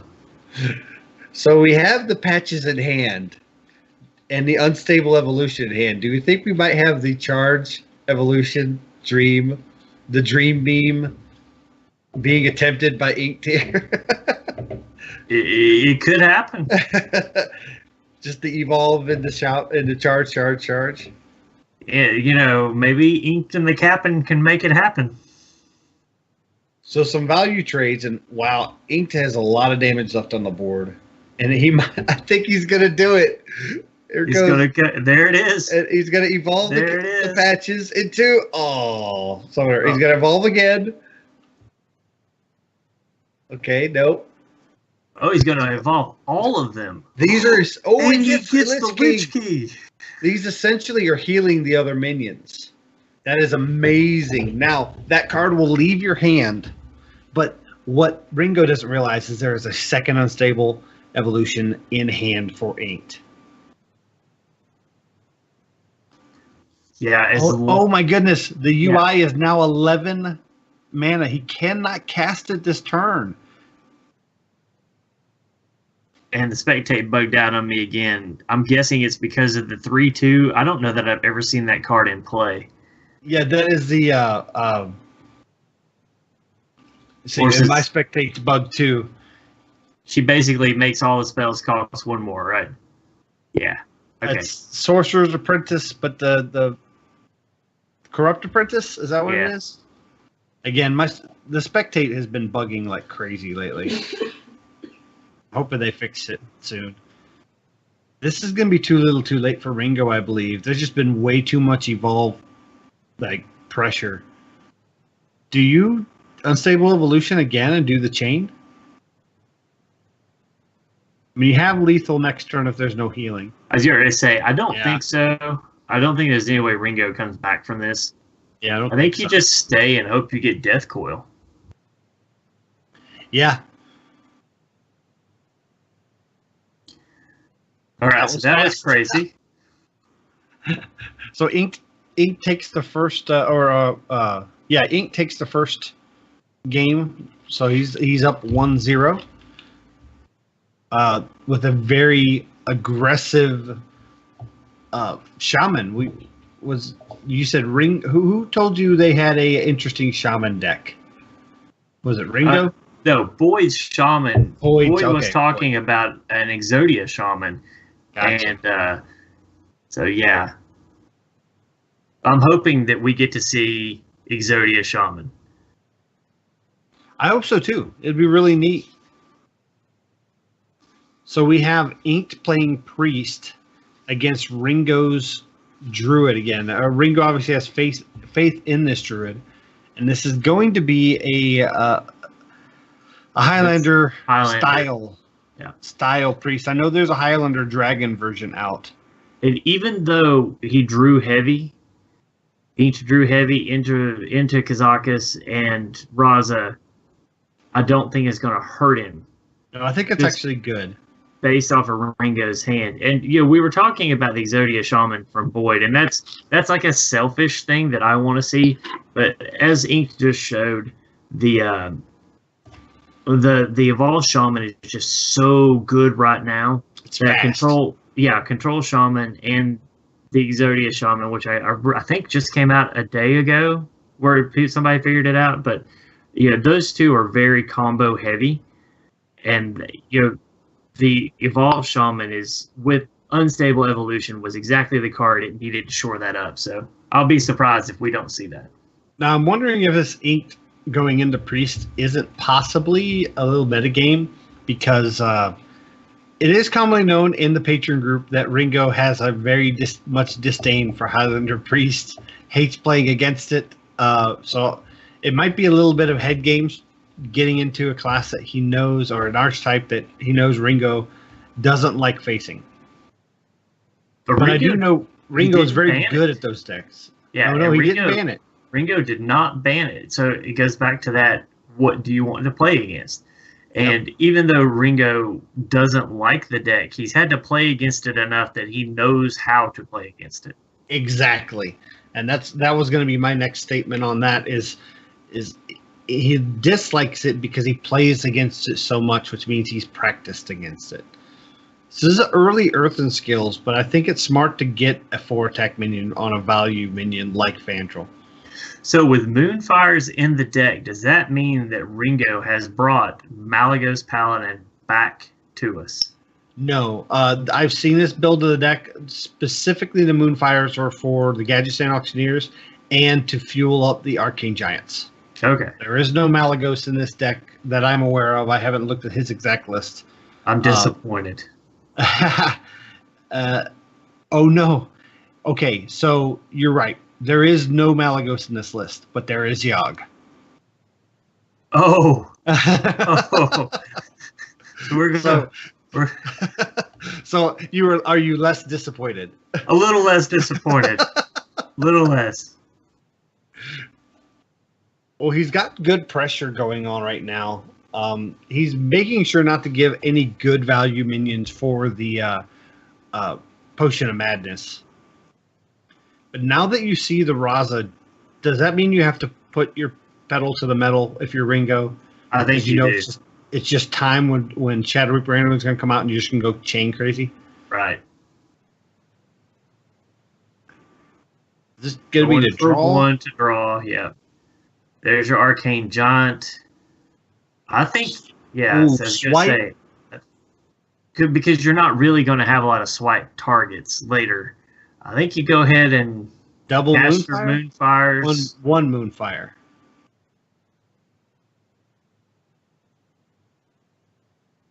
So if you're Ink, do you think Malagos is in this deck?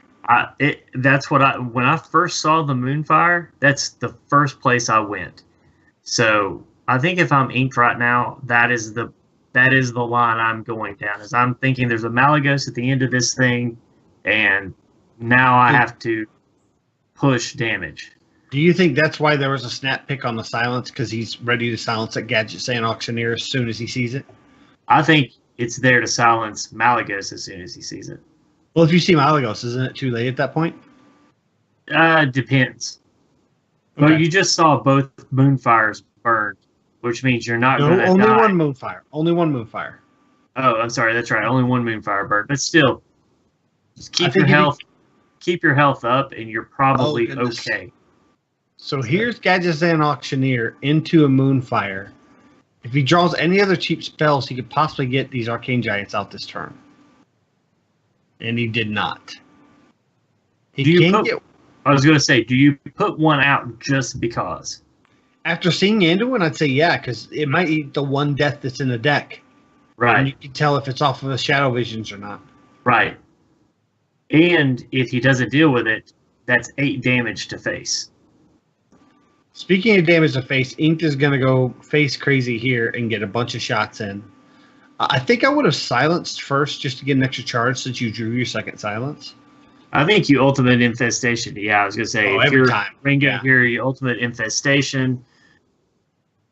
So now, please draw Yogg. Now, do you? So if you innervate, you can throw out both Arcane Giants. Right. Into Psychic Scream. One of the reasons why I love the card is that now you can't go wild at the end like that. Well, the thing is, if it puts it back in your hand, he's got draw engines just to get those Arcane Giants right back out. He does. If anyone is equipped to handle it, it's Ringo right now. But it's one of those things where. So I've been playing this list that Inked is running, and literally it is the Rosakas Priest with Psychic Scream. I was going to say, you naturalize both of these targets now. Yep. You're hoping to overdraw Velen, though we see it's in hand already. But you want to overdraw those key pieces, maybe the Mind Blast, which also we see is in hand. Auctioneer, Spirit Lash.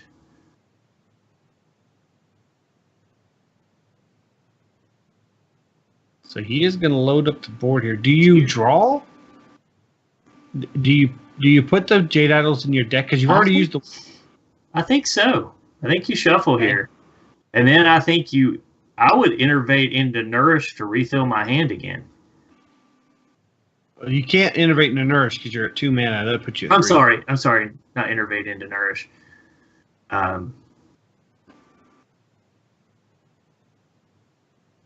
I would have Nourished into Innervate into the Jade. That's how I would have done it. Done it the other way around. Yeah. But I think this is the final push he needs. He's got the Innervates, which is free 4 damage. He's got the Silences, free 4 damage. Yeah, and Ringo sees the writing on the wall. Yep. Again, unfortunately, because he loses to this deck a lot.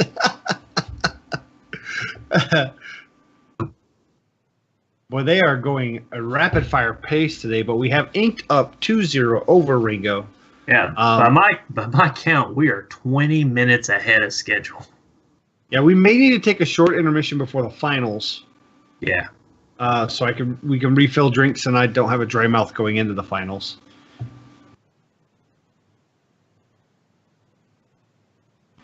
So real rapid fire Inked is just Inked obviously goes right into Mage because that's his last class, but rapid fire Ringo says I can win with this Druid. I'm going to play this Druid, and he's going all in for this Druid. Do you think that's smart? Do you think maybe he should have maybe switched to a different class, or do he has faith in this deck? I think.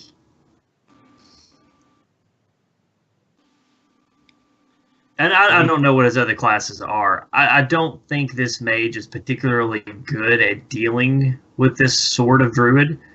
It's all going to be dependent on what Inked draws and whether he gets the right cards at the right time and whether he's able to properly predict both what Ringo is going to play and how long he has until he gets to what he's getting. I mean, that sounds like common sense, but in this Secret Mage, if you play something too early, it's almost as bad as playing something too late.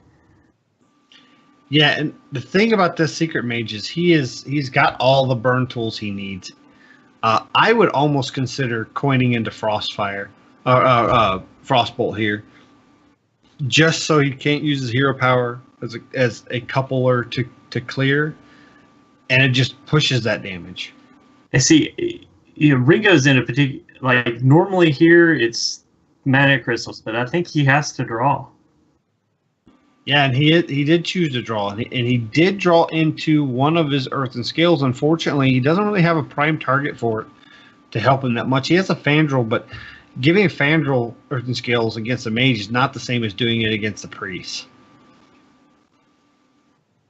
So now the first secret is up. So now, if you're Ringo, I was going to say he's going to pound that Fandral. I would have worried that it was explosive, but I think you had to. If you're Ringo, you've got to get some value out of this Fandral, and you've got to start fighting for board. So he gets the draw, Jade Idol. I think you innervate into your other Jade Idol here without question. You get those Jade Idol value now. If you can get this stalled to the late game and avoid getting that burst damage that Mage can do, those Jades are going to be real important later. Because right now we see Ink doesn't have a lot of board clear. He has a lot of direct damage. Here's the counterspell. I was going to say, he'll counterspell into Medee's Valet and then Arcanologist into Fandral and then just clear out the other minions. But at least all of his minions low and susceptible to the removal that Ringo has available. And Ringo's not going to... I mean, Ringo can pop this counterspell. You can test it really easy. Yeah. And I think you do. Yeah. He has to clear that Mana Worm. He needs to get that Mana Worm cleared. Oh, he can. Clears it. Oh. I guess doing it with Wild Growth isn't that bad. You're at 8 mana, so if that gets counterspelled, it's not the end of the world. Right. Wow, there's so much potential burn in the hand of Inked. If this can grab a Fireball. Oh, the Pyroblast. Snap Pyroblast. I mean, that's for it. Next turn. Right? Let's see here. Doing the math. That's he didn't 10, get 16, 19. If he doesn't clear these minions, yeah. It's. I mean, he's got 19 in hand. With the coin, he can cast off. Over the course of multiple turns. No, it's next turn. Unless he clears Sorcerer's Apprentice, which he's going to. Yeah, I was going to say, how is he getting 19 out of just hand? Well, Pyroblast, Fireball, Frostbolt. Well, you can't do all that on turn 7. Well, you... Oh, yeah. Sorry. Yeah. Ringo has 9 mana. Ink is going to have 7. Yeah, I'm spectating Ringo at the bottom of my screen, so I was looking at the mana, and I was just like, wait, not the same. He's got it. Not all mana crystals are created equally. Yeah.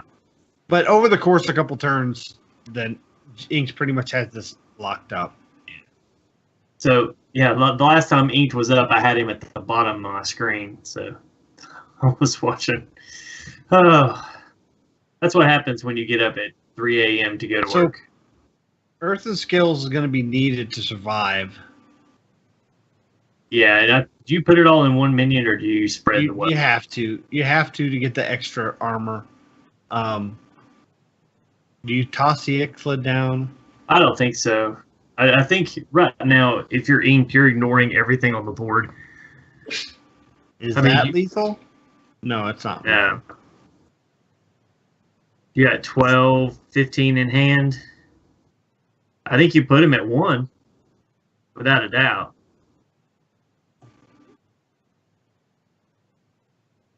Yeah. And then he had the Pyroblast coming up. So Yeah. when you see a snap pick like that off of a Primordial Glyph, do you just assume it's Pyroblast and just move on with your turn? No, I do assume it's burn. Okay. I mean, if you're snap picking from a mage's standpoint, what do you want? I think you pretty much, you're looking for Fireball, or you're looking for Pyroblast or Fireland's Portal. So you figure at the very minimum you're going to take 3 from it. Maximum you're going to take 10. So you go ahead and prepare for the 10 and hope it's the 3. Now I believe that Ringo played really well in those games. There just wasn't he just got beat to the punch. But do you think that maybe he could have swapped to another class in one of his other decks and maybe got better results? Since Druid right now is kind of targeted on the ladder, so people are teching to play against it. Yeah, but I don't know that mage deck was specifically geared towards Druid. I think that Ink got exactly what he needed. That's true. And one of the things I really like about Secret Mage is that when you get exactly what you need, there's really not anything anyone can do to stop you. Yeah, I agree with you 100%. I believe I don't want to talk too long because I'm so afraid they're just going to jump right into the next match. We do have Boyd and Navalis next. It looks like they are matching up their classes. See, hold on. Is that a drink or is it a toilet flushing? You tell us. That was my drink being refreshed. Boyd has Shaman, Hunter, Paladin, Warlock, and Navalis has Priest, Rogue, Hunter, Warlock. They are working on their bands as we speak. Navalis is pondering because he does seem like he's not sure which one he wants to ban. You said yourself you're excited to see Boyd's Shaman. And well, if it's the one that he showed in Discord, but the thing about that Shaman is it has to draw perfectly. Yes. The Evolved Shaman is a much more solid and well-rounded deck. But after watching Ink play it to perfection earlier, does anyone really want to play against that right now? That's true. But then you look at Warlock, you can't really... How do you choose what you bring into Warlock when there's 4 viable Warlock lists out there right now? You have to play each one differently, so that makes it harder choosing what class you're going to bring into it. So do you ban Warlock because of its versatility, or do you ban Shaman because it can just straight up wreck you from nowhere? Yeah, that's fair, and he's kind of on that line too. Novelist does go ahead and ban the Shaman, and Boyd does ban the Priest. So we are going to have Novelist without his Priest, and Boyd is without the Shaman, but we'll be able to see that Paladin list. I'm excited for the Paladin myself. One of the things about bringing the lineup that Boyd brought is right now, all of those lineups are either win big or strike out. And, you're playing against something that is super volatile and you don't really know what's coming. I feel like those classes were hugely impacted by Kobolds and Catacombs. So, yes, it's going to be interesting. Now, my Shaman is I'm running the Elemental Shaman, and I have pieces of the combo. It's not the Exodia. It doesn't get the full Endless cycle, but it gets that huge reduction into big burst, into being able to do the same things 2 or 3 times over the course of a few turns instead of one turn. It's more consistent for me. The Pack Gods pooed upon me this time because I had one Unstable Evolution, and that was the only Shaman card of merit that I pulled out of my packs. So like it has been all day, they're right into it. Novelist is playing Rogue, and Boyd is on the Warlock. And if I can ever spectate and the screen doesn't go away from me. I was getting ready to say, I'm having trouble getting into the spectate mode yet again. You click the eye, and then you go to click spectate, and it just disappears. Yeah. I hate it. I wish you could just click the eye. Just click the eye. It's an eye. We know what it does. Or I wish my list would just stay still. Yeah, that too. All right, so it looks like we have a solid look at Neville's hand. He has a possibility of having a large Edwin, which can do really well against Warlock. Oh, and it is the list. It is the list. It is a Highlander Warlock. It's a Highlander Warlock? Yeah.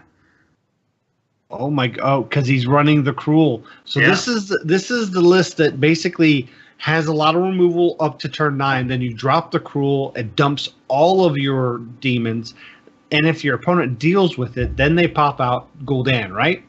Right. Oh my gosh! I'm excited to watch this game. Yeah.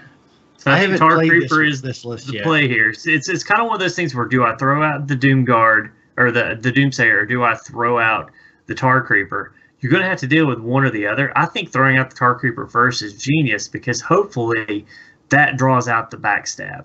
So I hate to. We have options here. Hate to cut you off, but Navalis can develop the Shadow Blade, or he can just go all in and get out the huge Edwin and still remove the Tar Creeper off the board. What would you do? I think if it were me, not knowing the type of Warlock that I'm going up against, I think I'd go ahead and develop the big Edwin, and I basically dare Boyd to have what he needs to take it out. Yeah, because he can backstab and run in the 3-1 into coin, prep, eviscerate Edwin. Yeah. That's what I would do. And he's opting not to. I don't know why he sacrificed the minion when he could have just immune the damage, unless he just wants to develop the 3-2 weapon for deadly poison next turn and still do a big Edwin next turn. But see, now you've seen backstab. Now I just go ahead and play Doomsayer. I think you're right. I would Doomsayer here. If I'm Boyd, I'm just like, okay, but he doesn't. I mean, we see he could actually deal with the Doomsayer with the eviscerate and the weapon. Right, but Boyd doesn't know that. Oh, of course not. Yeah, and I'm going into what I feel like could be a big turn with either Patches and a Pirate or Edwin or even Fan of Knives. Do you just put up the coin as well? Oh. No, I use the coin as an activator. That's true. You have the minstrel in your hand. Yeah. And it's real important in this game to get good value off the minstrel cycling ability. So what do you do here? If you're Boyd, do you second-rate Bruiser to take some of that? That's kind of all you can do right now, right? I think you second-rate Bruiser in hopes that he runs into it and you can take it out with Shadow Bolt next turn, but he is not going to do that. So he's Shadow Bolt Doomsayer, knowing that the Doomsayer has to run into the Edwin has to run into the Doomsayer, but that's not the case. He could actually eviscerate and deal with the Doomsayer and send this 8-4 to face. Right. But it tells a novelist that he's probably going to be able to deal with Edwin next turn. So do you just go Edwin face, Dagger face, build up the Kingsbane, and just pass? If I had the Shiny Finder, I would. But I think what I would have liked to have seen there would have been I would have played that a little differently. Yeah, I think I would have too. Ooh, there's a Feldori Strider. That's an interesting addition. So, if you're Boyd, can you afford to Doomguard? Well, Doomguard, you got some really prime stuff to discard. Yeah, I think the Cruel, everything. I think you second-rate Bruiser here, but he's going to Doom Guard, Doom Guard. and there He goes loses the Cruel and the Bruiser. That stinks. That was brutal. I think I would have rather seen the Kazakus there. Yeah, you could have even possibly Kazakus 1 mana into the damage and freeze. Right. And that would kill the 3/2 and freeze up Edwin to deal with next turn. With Hellfire.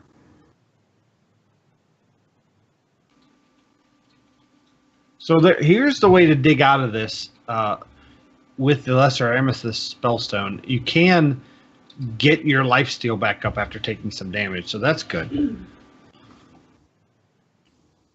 I was going to say, I think you have to Kazakus here, and I think you've got to go with the 1 cost. There's the 2 to all. 2 damage. Now you just need to. Now you just need to 3 damage. And he doesn't get it. Summoner Friendly could get him a taunt. What did he end up going with? He did. Summon a friendly minion. Okay. So he's not out of it. Oh, and he gets a charge. And just he as gets, good. Just as good. Yeah. And now, mind you, this means there'll be 2 Doom Guards that die for Gul'dan. Right. Which normally in a Highlander Warlock, that's the weakness. You only have the 1 Doom Guard that dies if you don't throw it out after Gul'dan. So if he can drag this to the later games, this is going to be really beneficial for him.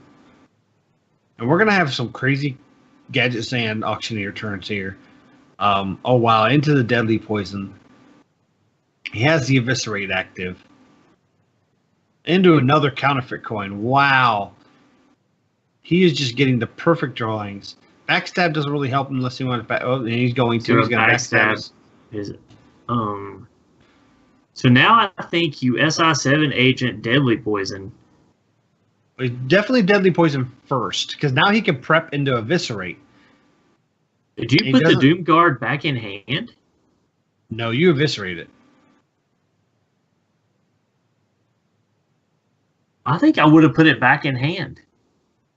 Forcing him to discard 2 more cards, and it removes it from being able to be played with Gul'dan. That's an interesting line of play. I don't hate it. Okay, so you have 2 options here. If you're afraid of Vilespine Slayer, you need Twisting Nether. If you're not, then Lich King. So do you just straight up die to anything? Yes, you die to Southsea Deckhand. If you Twisting? No, if you Twisting. How do you die to Southsea Deckhand? Southsea Deckhand into Eviscerate into Kingsbane. Yeah, if they have the Eviscerate, yeah. Right. So you have to heal. Yep. But he also chooses to tap, which puts him in the same exact situation. Right. So now it's the same as what it was before. That's lethal. Yeah. Whichever way he decides to slice it. Yeah. I think the tap might have been the problem there. I think he tapped out of instinct. Yeah. Because that's just what you do as a warlock if you have 2 mana left. And I think that might have cost him. I think he might have been dead anyways the next turn. Right. So Navalis takes game 1.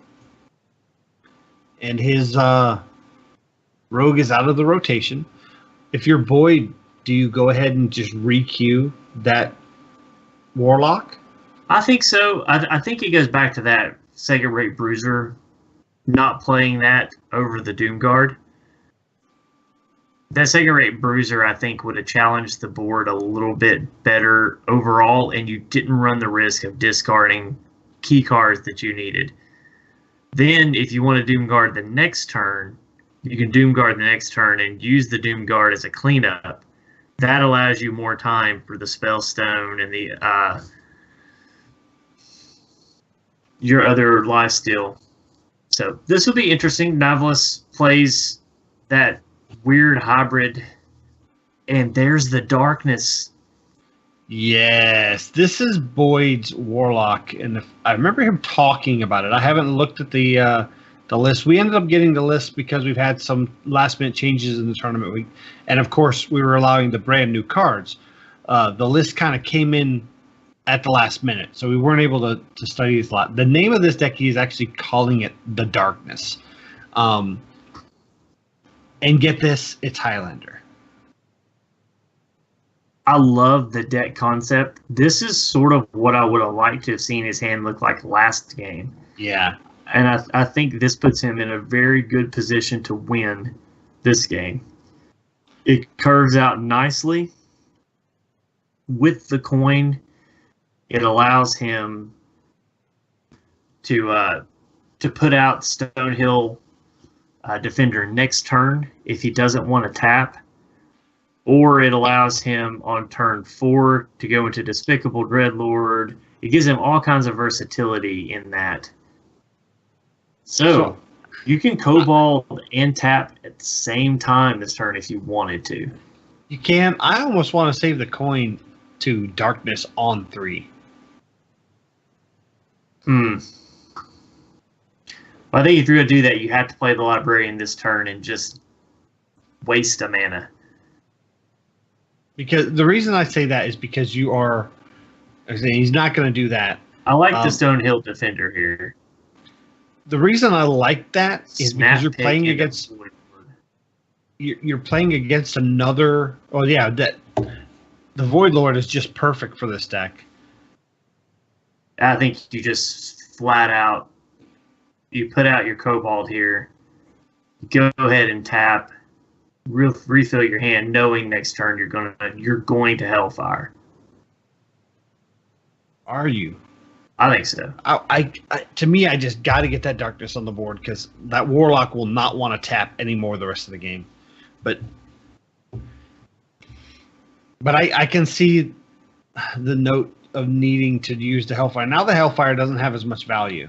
Right. So now I think now you Darkness. But knowing that if you do it, that Novelist is going to step on the gas. Do you have enough in your hand to keep him from doing that, or do you want to keep him guessing? I think keeping him guessing is the right play. Yeah, because he hasn't seen the Darkness yet, so he can assume it's a slower version of Warlock, and he was able to outrace it last game. It's just if the Darkness is out, Novelist may not tap. Or at least not until he pulls a couple candles, then he'll stop. But he is putting on some major pressure here, and Hellfire may not get him out of it. Is it on Kazakus again? It might be. It might have to be on Kazakus, and 1 mana Kazakus is something you hate to rely on all the time. And this clears 2 minions off the board. Sets up for Despicable next turn. But what he doesn't realize is it put him right into Leroy. Into lethal. Yep. Yeah. He's got the lethal. That was fast. And that's one thing I like about this. Novelist has always been great at deck building. He builds wonderful decks. And this deck is equal parts of aggro and mid-range, and I love it. He can kind of pace the deck based on his opponent. So Novelist is up 2-0. If you're Boyd, what do you got to do to come in this? The shaman is banned. Do you pull out that paladin? Do you stick to the warlock? I think you pull out the paladin. I like the paladin here. Yeah. And that's where he goes. Yeah. The last thing I had across my screen said corralling murlocs. Maybe that tells us something. I think you got to throw back Tyrion and the Lich King. So, taking a glance at this deck,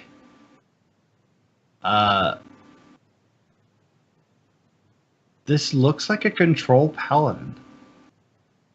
And I think I'm in love. I love this list. It's kind of more mid-rangey than true control. It's got the early game of Fireflies and Righteous Protectors to kind of stall. It does have the hand buffs.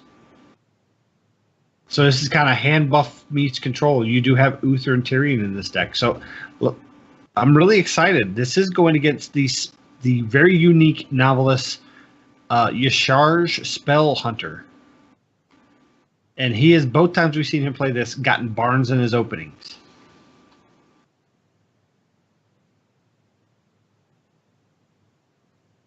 And these guys are rapid firing their games. They're ready for the finals. Both of them want to go.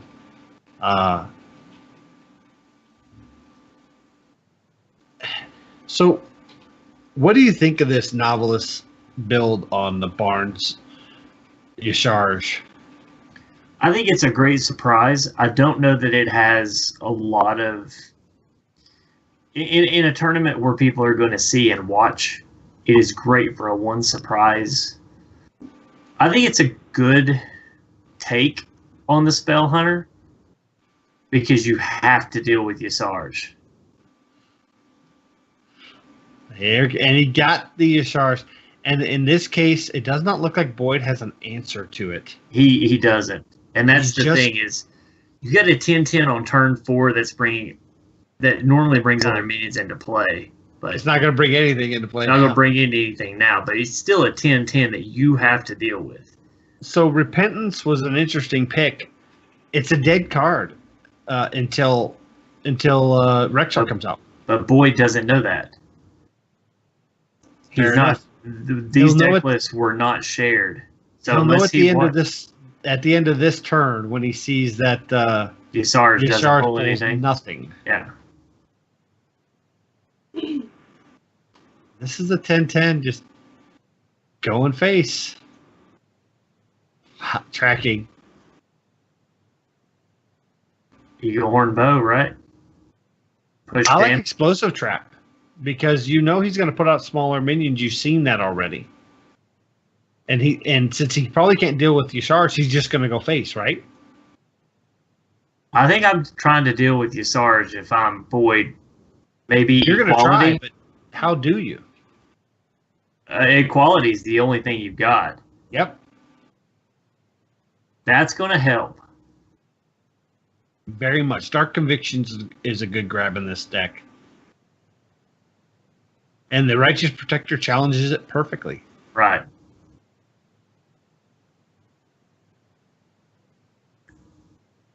There's really nothing that novelists can do about the Righteous Protector except take the 50-50 deadly shot. If you miss, then I don't know. I think he's going to Animal Companion and just clear this straight away. And this is where I would have liked to have seen the Eagle Horn Bow a little bit more because you're still pushing damage. You basically gifted Boyd a turn there. Yeah, that's true. But oh wow, bad sequencing. He just loads up the board, then he goes face. Yeah, and that goes from having not played Hunter now in what, 2 full expansions? And the very few Hunter decks that are out there, and here comes the Four Wolves, the few Hunter decks that are out there don't run explosive traps pre-Kobolds and Catacombs. Right. So we've not really seen Hunter played widely since really Whispers, right? Whispers, yes. So, I mean, last year. Mean Streets have pretty much disappeared, so we've not seen it in almost a year. You saw some variation on this Barnes Yasharj style Hunter a little bit after Karazhan, but really not all that much because it didn't have the tools it has now. Yeah. And Novelist takes game 3, a 3-0 victory going into the finals. So that puts us with Ringo versus Boyd in our third place match. Third place does get a $25 prize. Yep. And then for the grand prize, we have Inked versus Novelist. Leading up to going into our final 2 matches, what are your thoughts on what the players brought today and kind of the ingenuity that we've seen throughout the tournament? Well, I really want to give it. I want to give a shout out to Novelist and Ringo, especially, or not Ringo, Novelist and Boyd especially, because they are taking the spots of 2 competitors that didn't get to play. But they didn't find out until Novelist found out yesterday, Yes. and Boyd only found out day before yesterday. So they only, I mean, Novelist had 24 hours to put together a deck list. Boyd only had 48. So this is fast. They didn't really get a chance to play a list coming in, so they're going off new meta, and it's hard. You want to have games behind those lists. So kudos for bringing them, and for realizing that you're going to have to catch your opponents off guard and get a little lucky. I think Novelist has brought us all the list. I wish we could have seen more of Boyd's. I think Boyd and Ringo, that matchup is going to be really fun to watch, because it looks like both of them brought slower decks. So we're going to get to see those decks really get fleshed out, and that's going to be fun to watch. I think it's going to be some long games. It'd probably take as long as our last two series combined, but it's going to be fun to watch. Yeah, the one thing that I want to give a shout out to all of our players. We scheduled this tournament because of our time restraints and kind of the schedule for the rest of the year. We did not entirely plan for it to be 2 days after the launch of a new set. So when we found out it was going to be 2 days after the launch of a new set, when they released the date of December 7th, our players had to kind of scrounge. We had to change the rules so that they could submit their decks literally 48 hours before the tournament starts. Even less than that, considering you don't actually get to have any play testing until, it didn't go live until 1 p.m. Eastern on Thursday. So we allowed deck submission right up to midnight last night, because they needed that time to play test, and they have not surprised us. They've put in some really good techs. They've made some really good decks. Some of them are fairly common on the ladder that we're seeing within the last 48 hours, and others are variations of that or entirely new metas. And I'm really excited to see how our community starts taking these new cards and just making them awesome. But we are going to take a short, probably about 5-minute break, so we can myself and Versika can get a little bit of rest, stretch our legs, get a drink, and then come back quickly, and we will do the third place match, which is Boyd versus Ringo.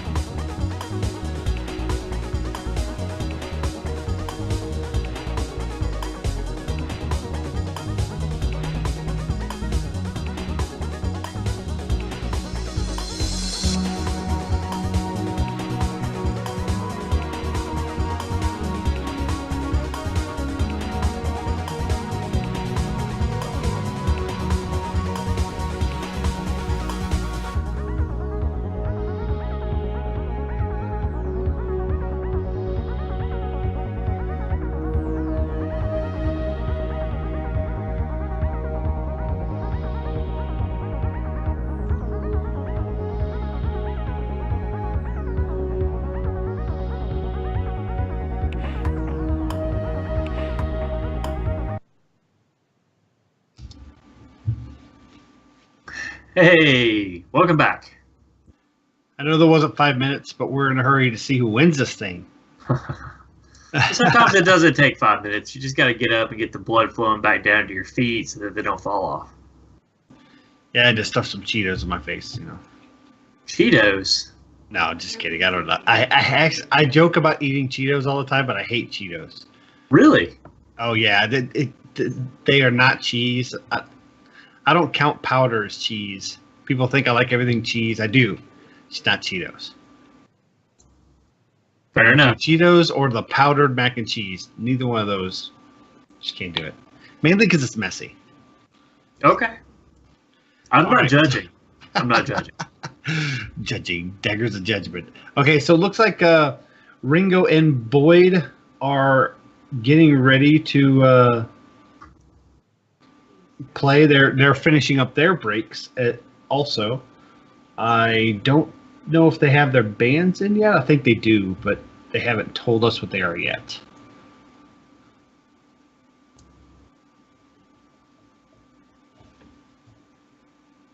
So we're waiting for them to finish up their last minute AFKs, and we'll get started. We've seen both Boyd and Ringo now. Now Ringo, we pretty much just saw his druid. We only really saw two of Boyd's decks, and one of those games was so fast that we didn't even really get to see what it did. Exactly, and my question is this: if you go down a quick 0-2, do you think, well, I have a chance to win third place? So let's not divulge anything else, just in case, my opponent has a chance to scout me out. You see, that's how I would look at it. So my answer to that is going to be yes. I think you absolutely do that. But, do you even know your opponent's scouting? Is it worth not getting that win?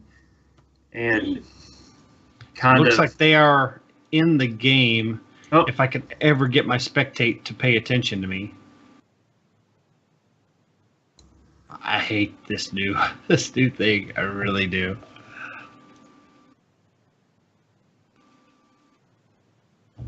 Yeah, I don't mind having to click the second button as long as it stays up. My list wouldn't move, because if your list moves or you get a message along the bottom, it immediately takes that spectate away. That or you spectate somebody you don't mean to spectate. So I am into Ringo, and it looks like Ringo is starting out with Rogue. So maybe that was a tactic, and he thought, well, I'll save my Druid for last. And Boyd comes out with the Shaman, which we have not seen yet because it was banned. So what were the bans on this one? I don't know if we got the bans on this one. I'm sure our wonderful producer, Avantes, will look into that and post those for us. We have a Gnomish Inventor sighting in 2017. So Ringo did ban Boyd's Warlock, and Boyd banned Ringo's Priest. So Ringo did have the option to play his Druid. He just opted not to open with it. And you're right. We do see a Novice Inventor, which is... Do you think maybe you're running that for the card draw because it's 4 mana? I think it makes... Not only do you get to draw a card, but I think it makes for a good evolve target. Especially that evolve evolution? Right. Because you're... Unstable evolution. Right, because you're moving into that 7 slot. Yeah. So, pretty solid cards in the 7 mana cost slot. So I really like that inclusion. So we see Ringo gets the Faldorei Strider with the Spiders in deck, has a chance to do it again next turn, leading into a Gadget Sand Auctioneer turn. That's powerful if he can get that turn 6 rolling like that and get some spiders. That's gonna be nuts. And I'm actually playing a variant of that deck right now on the ladder, and it's really fun.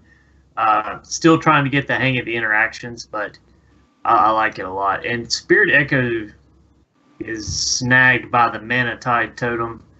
Mm-hmm. Not really anything on the board right now for Boyd to Spirit Echo. So Oh wow, and he gets a Primal Talisman, which really is not that good of a snag off of the Swashbuckler.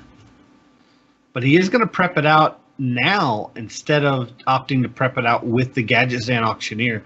You think that's just because he has all the counterfeit coins and he doesn't need that much more draw? I think so.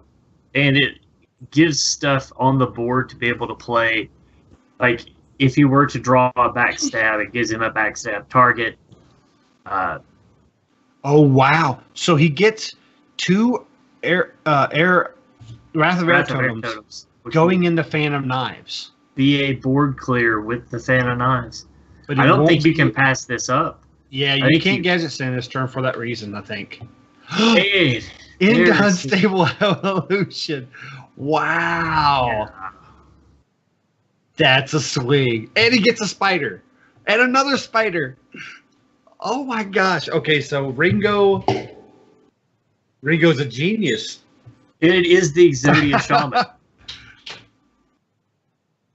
This is amazing. Brewmaster and Zola let you know that it is Exodia Shaman. If I felt I wasn't going to win my match against Inked, I would have wanted to hide this deck. I can't remember if Rogue was banned. It might have been.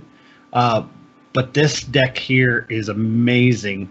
At least it looks amazing at this point. Obviously, you can't predict getting the talismans to roll just the way you want.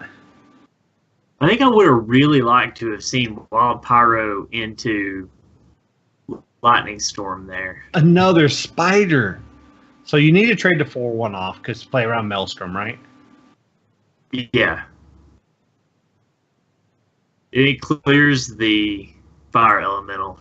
Just so fine. You don't have to do a Gadget Zan because you have. You want to do a Gadget Zan. Yeah, because if you get more spiders, they might burn. But he's choosing to go for it. There's the King's Bane. But I mean, has Boyd proven that he can deal with it? Unstable Evolution. Ooh, Faceless Manipulator. You got to do that again because that is a bad 5-drop. And these are all drawing cards. Into another bad 6-drop. Oh, no. Okay, now that's a good 7-drop. Okay. That will help solidify the board again if it gets cleared. I think you just go face because you have the King's Bane, right? Yeah. Yeah, absolutely.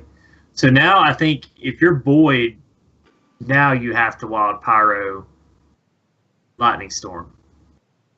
Yeah, you have to. The problem is that you're going to see a bunch of Murlocs pop out. He's not going to be able to kill the Theshodon anyways with that. You might have to. He was hoping for the Wrath of Air. He's just going to just do a plain Jane Lightning Storm, and that's not going to cut it on the board. He's opting to double Lightning Storm. This will deal with everything but the Theshodon. And now he's overloaded going into turn 9. He'll have 5 mana available. And this might be a huge Edwin if he chooses to take this line. He could Phantom Knives or Eviscerate, one of the two. Yeah. At this point, you smell blood in the water if you're Ringo and you just go for it. Yeah, absolutely. I think faces where you're headed here, and it's a little daring to leave the 1/1 totem up with the options that a shaman has with evolution. But honestly, you're setting up for lethal next turn. Oh, you get the Blaze Caller, but nothing to. That was a very fast victory by Ringo with some really just top-notch draw mechanics just working in his favor. And the Swashbuckler did its due diligence. I thought the Talisman would have been a bad pickup, but it worked out perfect for him. Yeah. So we have Ringo up 1-0 over Boyd after a honestly, a not too stellar showing in the semifinals for both of them. But obviously, Ringo's not gonna roll over, and he's gonna try to take that third place position. But I think Boyd has a chance to come back. We do see Boyd picking the Hunter going into Ringo's Paladin. So, if you're Boyd, you definitely throw back one kill command. Do you keep one? I was going to say, he decides to chuck both. I think you could have made a case for keeping either one. The thing is, against Paladin, 3 damage is usually just enough to solidify the board. So I usually keep kill command just because 3 damage might be enough just to clear that Acolyte or clear a 3 attack minion or a war leader. It ended up being a moot point because he drew it first. So this is not a spell hunter that we're accustomed to seeing over the last day on the ladder.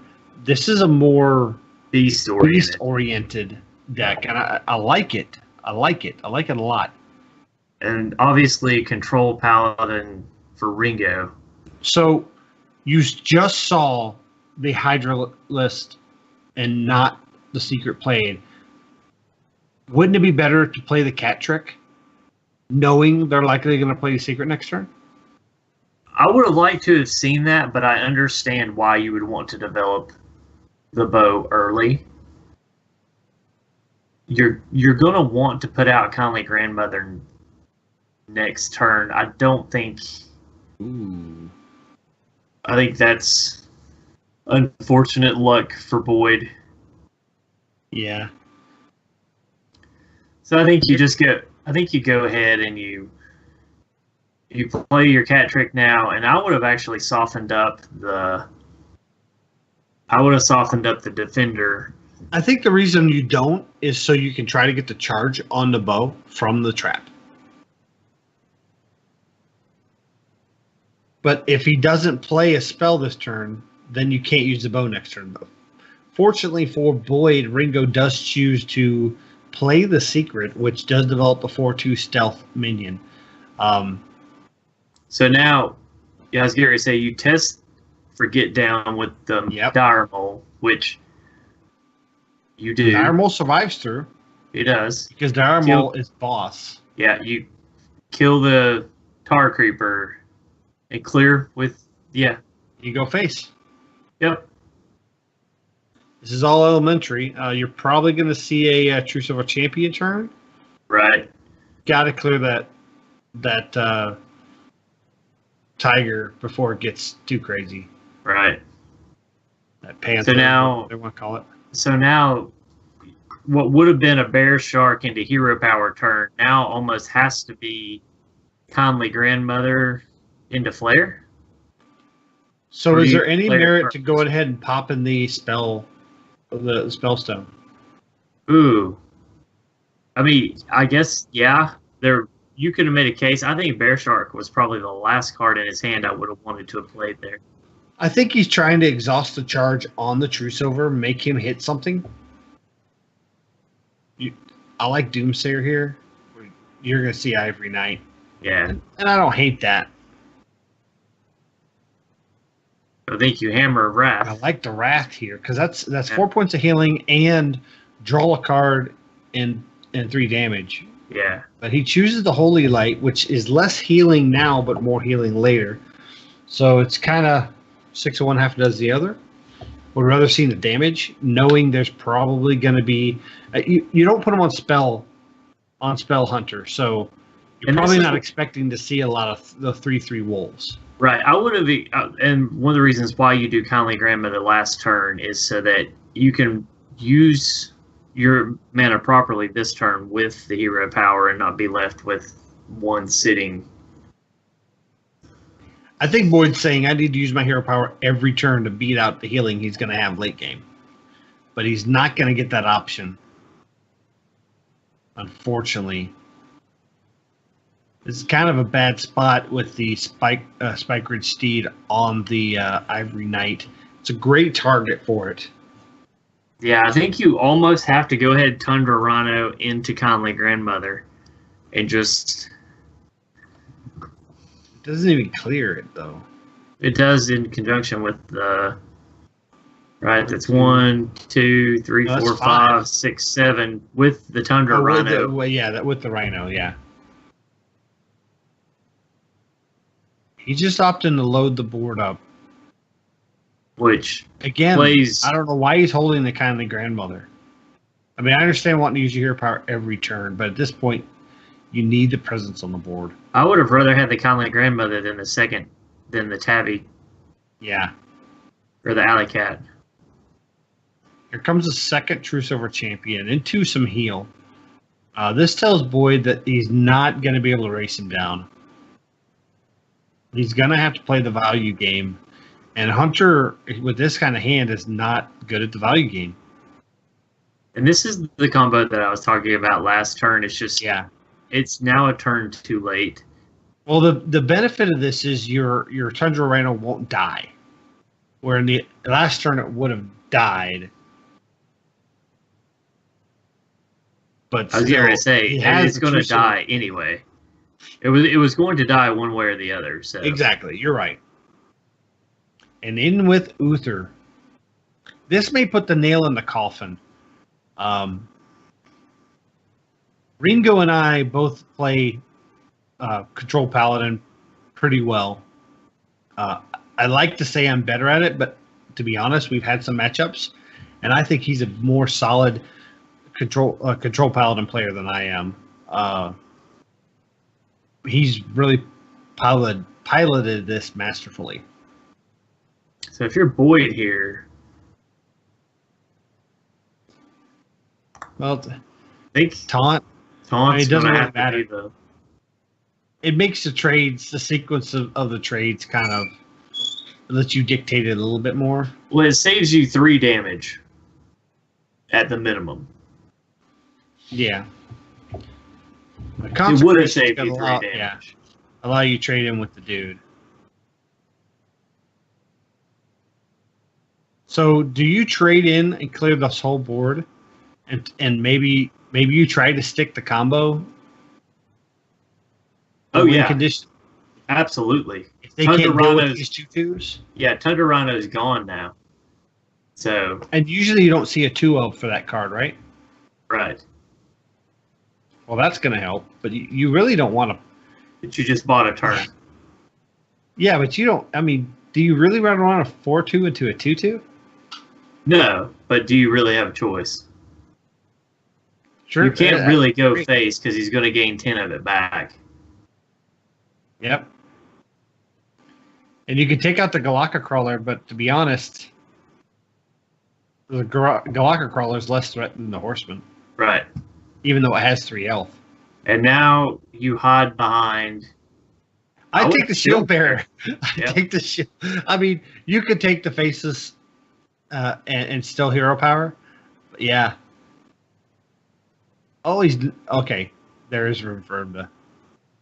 I thought he was going to at least instead of using the hero power. I think he considered it for a minute. He considered it, but getting that one of those 2/2s every turn. I was going to say, is there a way out for Boyd? And I don't think there is. I mean, there's not a lot of damage on the board. In this position, the only thing you want to see is Rokdalar, and he is not running a spell Hunter, so it won't help him. Right.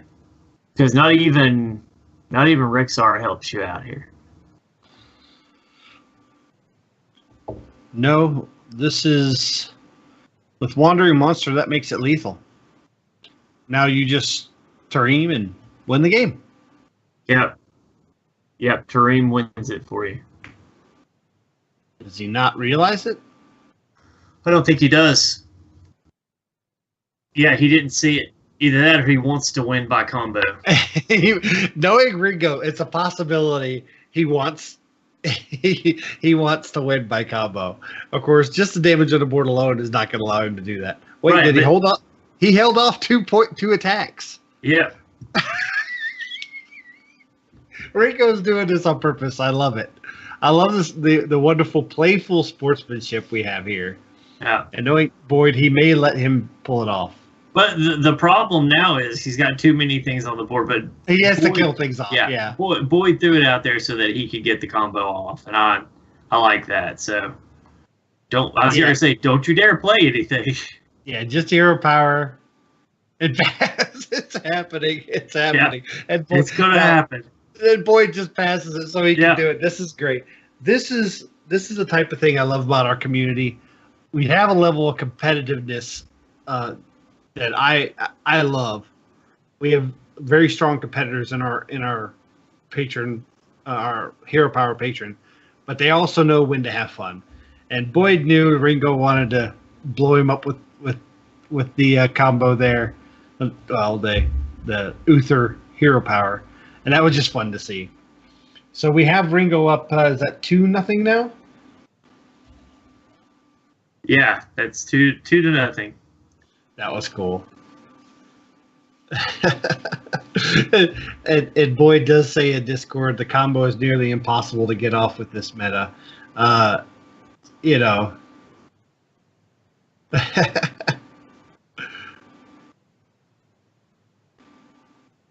And we have people in our patron Discord that are remarking they love the pace of this tournament so far because it's allowing them to still do some Christmas shopping tonight.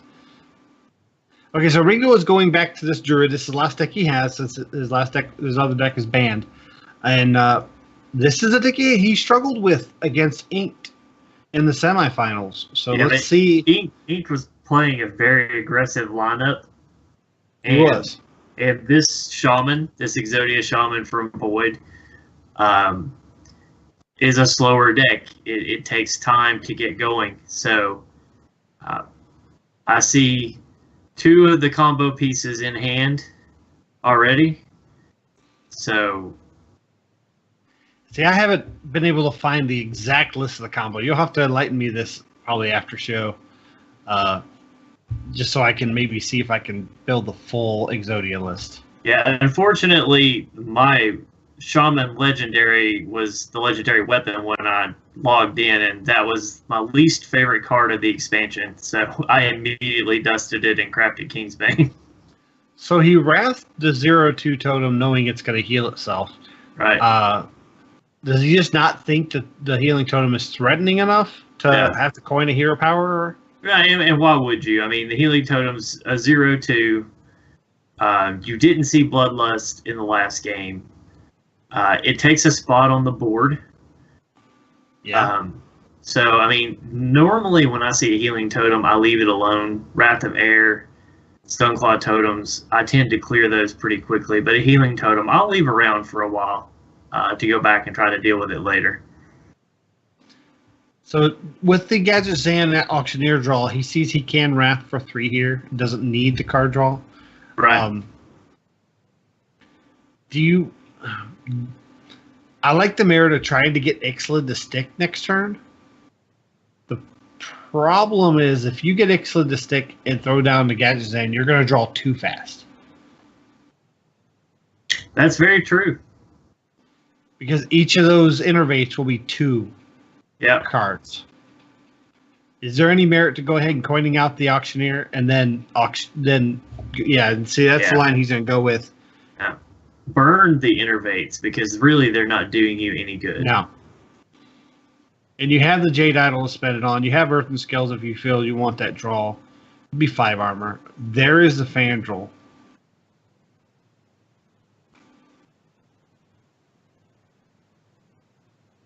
So now I think this changes. I think now you hero power. Yeah. I like it. So now they have the Jade Idol with the Fandral, Yeah, with Hex in hand, would you see a Hex here? Because Servant of Calamos is, of course, a naked servant. He's not activated, so what does that tell you if you're Ringo? It says he doesn't have anything. Right. That tells you that a Blaze Caller is coming next turn. So if you're going to... That's true. If you're going to... do anything with your Gadget Zan, it's got to be this turn.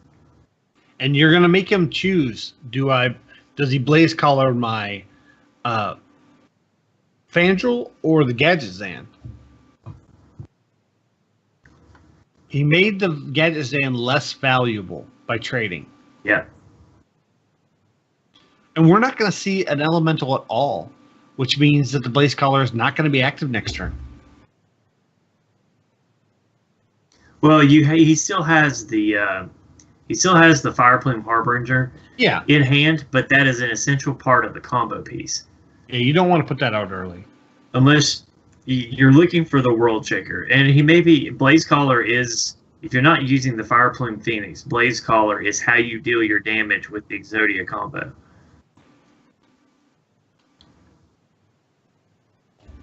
He's in no danger of being rushed down by Ringo, so... Nope.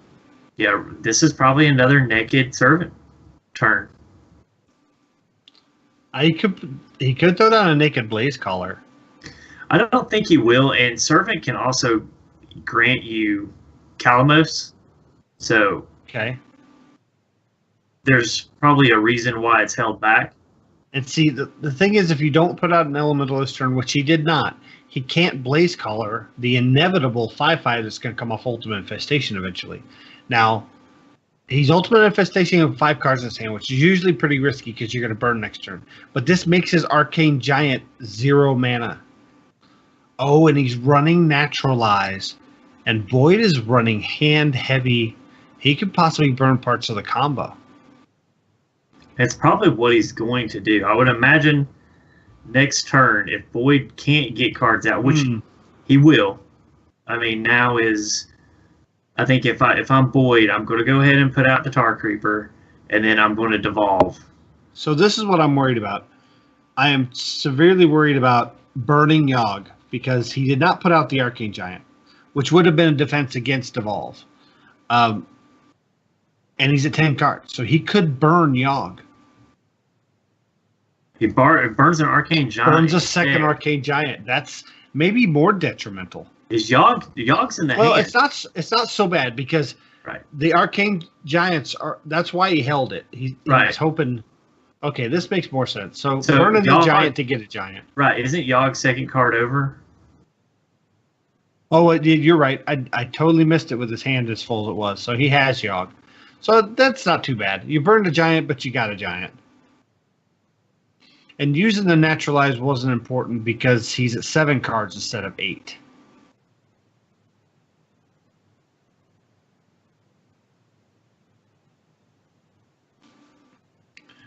So Ixlin says whenever you play a minion, not summon, right? Okay. Right. Yeah, my spectator's bugging in and out. Yeah, I can't see. I can see the cards only in Boyd's hand. I can't see any other cards. Yeah, sometimes I can. Sometimes I can see the ones in Ringo's hand, but I can't see the board or anything. Oh, wow. So Boyd found that he wouldn't be able to get the answers. So we have Ringo taking the 3rd place prize. 3-0 over Boyd. Boyd brought some really wonderful, playful decks. There's no shame in his game at all. Any standouts for this match that really excited you or that you liked seeing? Well, I think it does go back to show that Ringo hedged his bets. He's like, all right, so if I can beat Inked, then I will go down the list. But knowing that he was guaranteed to play for the 3rd place spot, then, why not just show the one deck? That's true. And then, now if Boyd was watching, he only knows what one deck consists of, so that means that Ringo gets to play the other 3 if he bans the Druid. So I think it was smart foresight on Ringo's part. I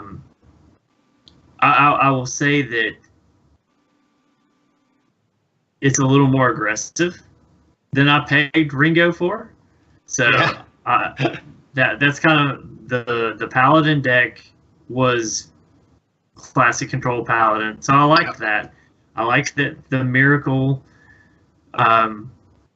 You can play it more. You can play it aggressive, or you can play it more control-y, and I think he played more of an upper tempo control style rogue. But the manner in which he took control of the matches was sort of an aggressive stance from Ringo that I'm not used to seeing.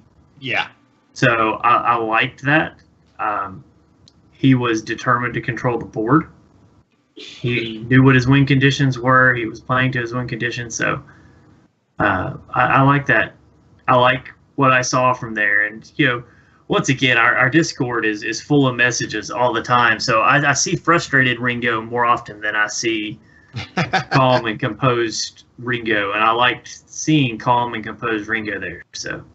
We do have one of the best communities out there. They are always sharing deck lists. So while the deck lists weren't posted, a lot of times when you see somebody posting deck lists in our channel, you could probably assume they might bring those to the tournament.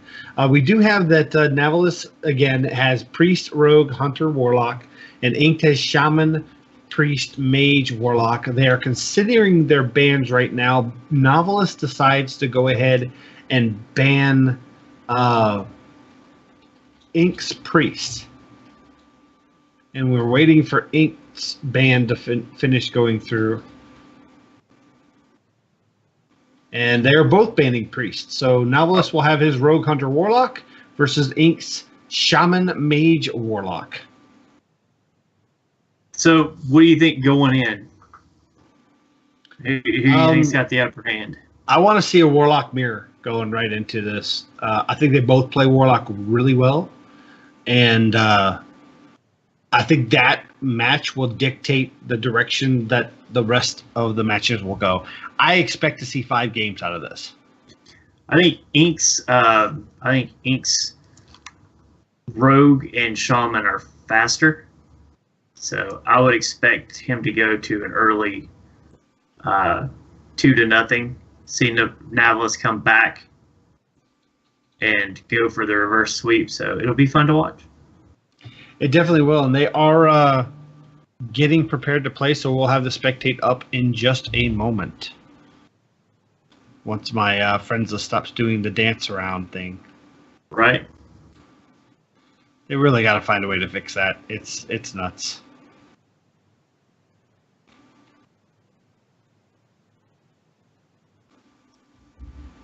And we're waiting for them to finally get in their match. Sometimes they got this sitting. I play in the league a lot of times, and sometimes you need to sit there and consider, what am I going to play? And kind of look at the list again of what your opponent is and get into their head. So it takes a little bit to get in the game. It looks like they are getting started.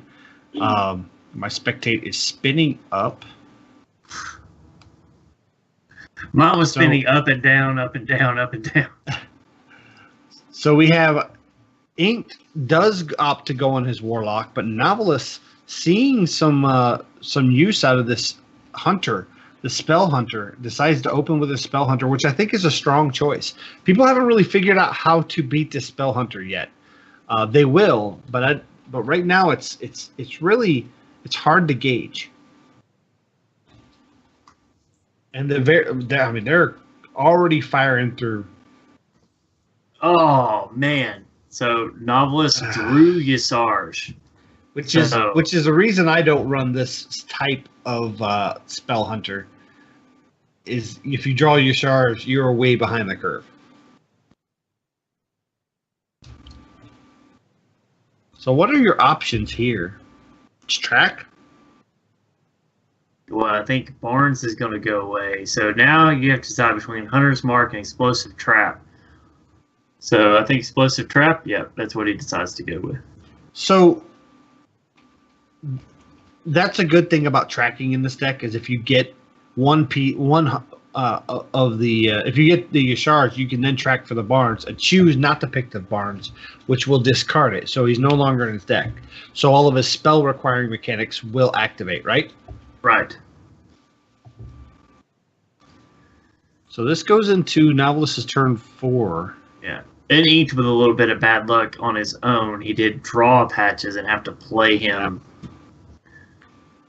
I don't know if Freezing Trap's a good spot here. I don't want to give him back to Taunt. But is he just trying to get the Spellstone activated? I think that's so. I think that's the whole reason. Yeah, going into turn 5, the Spellstone will be active. Patches ends up going back to hand for. Yikes. So will we even see Patches again? And he's going to Doomguard, which might discard the Patches. Hopefully. Oh, no. The two best aside cards from the Bone in his Mare. hands. The Bone Mare would have been the worst with the Gul'dan, but yeah, that's really close. He has the Deadly Shot to deal with the either one of these demons that he doesn't clear, and we're seeing just a face plan for Inked. He sees how low Navalis is. Point. Yeah. So I think I would kill command the Despicable Dreadlord. Ooh, thought that was a mistake for a second. Kill command, run in, then Deadly Shot. And Novelist has control of this game right now. And without a Gul'dan, it's going to be hard for Ink to come back. Without a Gul'dan, you're not on the Abyssal Enforcer turn, so you're not worried about that. Defile is a concern with this board state the way it is. But if he doesn't have the Defile, he's pretty much dead in the water. Right, but we're looking at Navlis, and he's got 2 animal companions in his hand. I think he's fine. Yeah, I think animal companion 60% of the time wins you the game right here, right? Yeah. Double animal companion, that is. And there it is. There it is. Yep. Wow. So very quick 1-0 lead by Navalis. He saw the need to go aggressive with this deck. That's one thing I like about the Spell Hunter. You can take it slow and just do the mid-range board control, kind of tempo yourself, or you can just focus the face. And that's what he did since he saw that Yashar's was drawn in his opening hand. I drew Rock Delar on my EU account, but I don't have it on my NA account, and I don't have enough dust to craft it. So it's the only thing holding me back from giving this deck a whirl. It looks super fun, so I'm a little bummed that I'm not getting to play it. But I opened Rock Delar, so I made that deck, and then I ended up crafting the Paladin Valinar one to try it out. So Navalis is on his Rogue against Inked Shaman. Now we saw this Evolved Shaman do great work in his previous set against Ringo. We've also seen Navalis do great work with this Rogue. So this is going to be a really good matchup. It's going to come down to what Inked ends up getting off those unstable evolutions, and Navalis off his draws. That's pretty much the way it's going to go. I was going to say, with Shadow Blade in hand, Shiny Finder is the way to go here because you're going to be able to draw into King's Blade. Now, does this list only run the one Shadow Blade? I've seen lists that don't run Shadow Blade at all, but all the lists I've seen with the Shiny Finder that do run Shadow Blade only run one. So because he has no buffs, he goes ahead and just puts out the one Shadow Blade. Puts out the Shadow Blade, right? That's just a tempo out the board. Right. Because against Shaman, if you expect this is evolved Shaman, you don't want anything on the board, right? Exactly.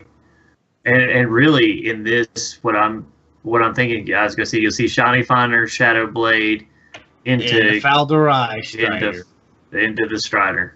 I love this card to no end, especially with Gadget Zan and 2 coins in your hand. Yeah. It's just ridiculous. Who cares if Falderai Strider dies? Because you're going to get spiders at some point. And there you go. There's one. You just replace a 4/4 with a 4/4 for free. He can Shiv to draw if he wants, or he can just dagger it down. Is there a reason why you Hero Power Dagger instead of King's Defender? Well, King's Bane? You don't have a Deadly Poison or a Life Steal in your hand, or Leeching Poison is the name of the card. So I wouldn't cast King's Blade until I can maximize the value from those, because the difference is nothing, actually. It's 1 damage. So why not just use the hero power and not put it back in your deck to have to redraw it later? It's fair. Because while it can be redrawn, you still have to draw it. That's kind of the drawback, no pun intended. I I see what you did there. I like the gadget saying coin into eviscerate on the flame tongue totem. I like Gadget Zan coin into Shiv on the Timberwolf. But Either way, but I think you're going to gadget saying coin, right? you should. But at this point, what are you going to coin out? An eviscerate to face at this point, or unless you want to sap that to his hand. See, I think there was a missed opportunity to get a little more out of your Gadget Zan there. You've not seen a Devolve. You've not seen a Hex. I don't think you can play Gadget Zan now because you're not deciding. He's deciding if he wants to slow the pace of the game down, and I think I would probably, with the amount of cards I have in my hand, I think I'd probably just Shiv. I think he's worried about using the shivs with the Gadget Zan, drawing 2 and overdrawing. Right. So I don't hate this. Now you have a prep. That's better. And he doesn't finish it off with the dagger. He couldn't. He'd already used it. Oh, yeah, because he'd already attacked. Yeah. Wonder if he realized that. And I think that's where he missed his opportunity. Is he could have just taken out the healing totem and maximized the mana. I don't really. I would have liked to have either seen Gadget Zan, coin, Shiv, or something. I would have liked to have seen Gadget Zan that turn. I feel like now you're back a little bit. I really think he's worried about overdrawing. Or maybe he was worried about a board clear turn like this, just wiping up. I mean, Devolve is a problem, but if you were to, you would at least get a card off of Gadget Zan. Yeah. I mean, this has to be a Gadget Zan turn now, right? Yeah. Backstab on the 0-2 on the Wrath of Air Turtle. Yeah. Shiv onto the Murmuring Elemental. Well, you could go ahead and prep fan and then Shiv fan. on the healing totem. The problem with fans and Shivs is they'll draw you 2 cards, so you can risk overdrawing. Nice. And that's what he was waiting on. So I think the deadly poison. Yeah, so I think now you coin. You get deadly poison first. Right, that's what I'm saying. I think you coin. You know what? I would coin SI agent. Yeah, all 3 coins into SI? Yeah. I don't hate that. He still puts the damage into the totem, which I don't understand that. And he ends turn. I think he's slow playing. I think he's worried too much about Devolve. Oh, wow. Sergeant Sally. So, Sergeant Sally can actually wreck some of these boards if he has something like Cold Blood. If he happens to be running it. I don't think this list runs Cold Blood. I don't think it does either, but Ink doesn't know that. I think doesn't he have to get a card out? I was like, I think he's got to. Yeah. Well, that doesn't get a card. Oh, right into Edwin. It's not a huge Edwin, but that's 6/6. It still has to be dealt with. And you just saw a Devolve. Right. I mean, this has got to be Think from Below, right? I mean, you could have doppelgangstered into chain unstable evolutions. You can still chain them, but you'll get. I guess you won't get less because Thing from Below is. Free. Oh wow! 410 got the Etten without the drawback. That is amazing. Another spider. That should be the last spider of that go round, right? Right. So I think now you Blood Mage. We've already used a fan. It'd have to eviscerate. Double Evis on the Etten? Yeah, I think you have to.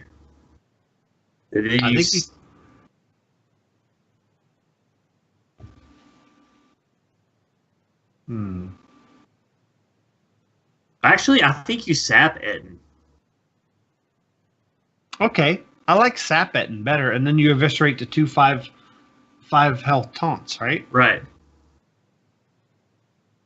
That pulls some of the cards out of your hand and gives you a little bit of versatility. You got to get this board clear so he doesn't have evolve or thrall. Yeah, you can't let him thrall. So that Eden's got to go back, and you have to eviscerate, or at least clear the 2. Yeah, he's just clearing. I think it's more about time. He's having trouble with these turns. It looks like Inked has him kind of stumped with this deck, and he's roping a lot.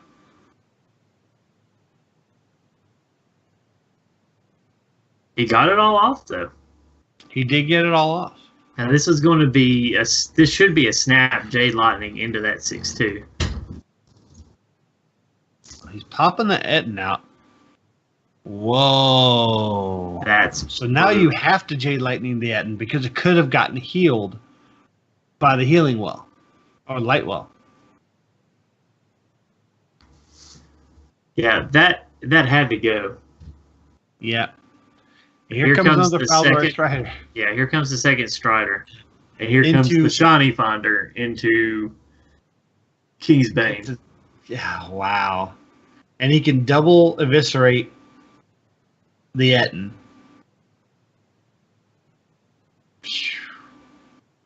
He'll have to use a coin for it, but why not? He still hasn't used any of his coins. Okay, so he's opting to trade instead. Is this possibly to save room for the spiders? This is to make room for the spiders. Oh, wow.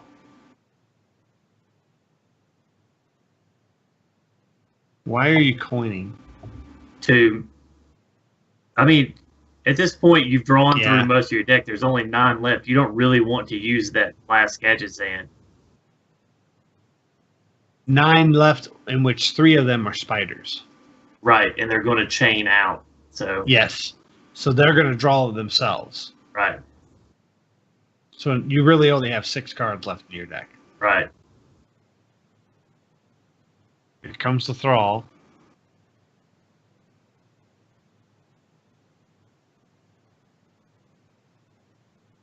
Oh no! It can make him discard the Bloodlust. Yep. And he should.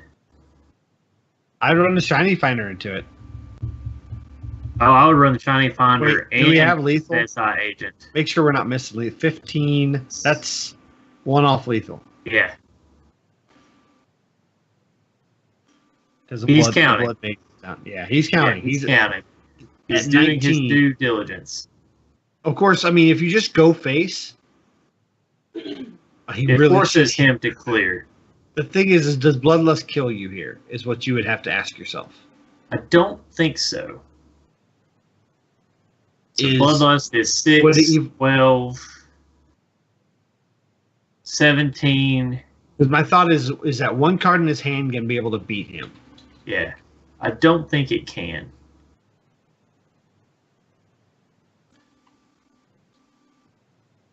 But what it did do... Yeah, it's 17, I think my math is right. Yeah, 17.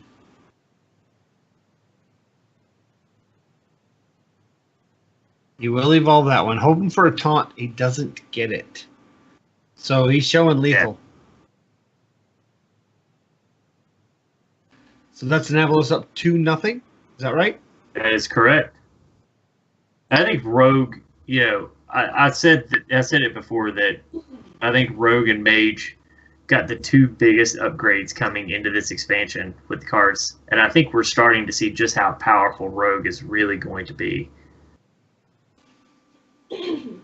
Yeah, Rogue, I don't think it's fleshed itself out yet.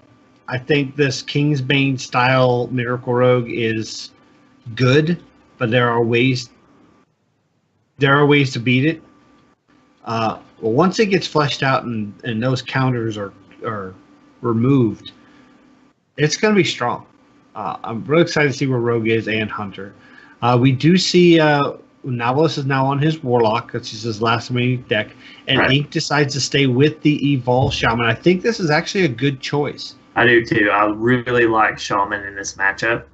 It basically it puts Navlis exactly on having to get to Blood Reaver and get value at a hero power, which I don't know if it can match the speed of Novelis's Shaman.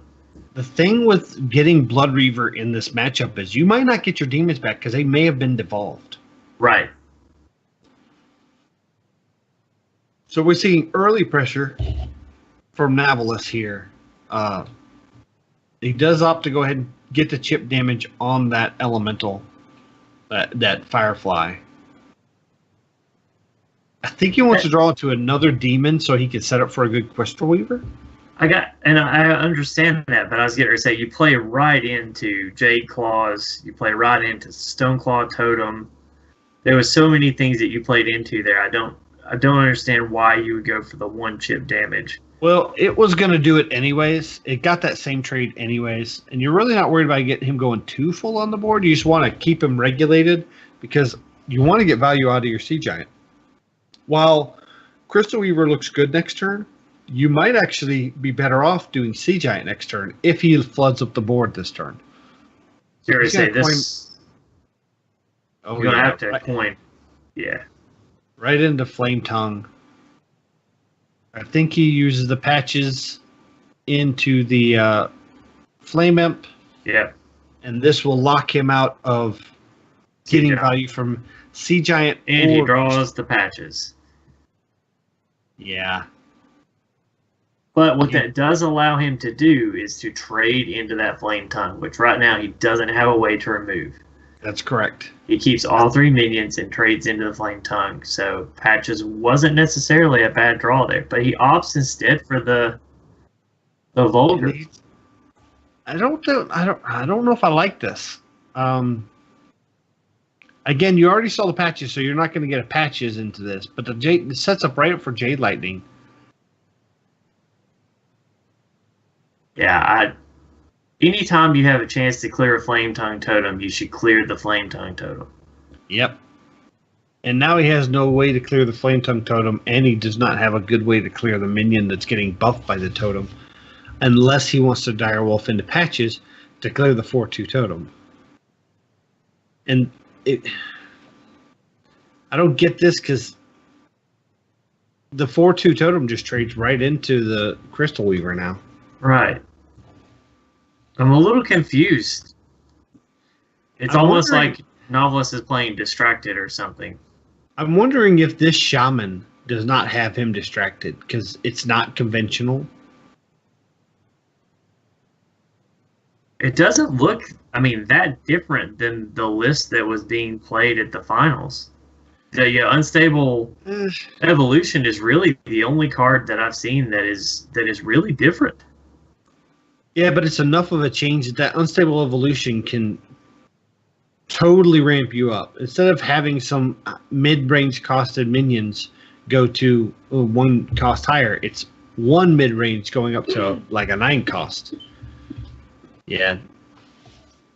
Well, I think you might have called this backwards. You said that you thought Inked would take a quick 2-0 and Novelist would have to reverse sweep.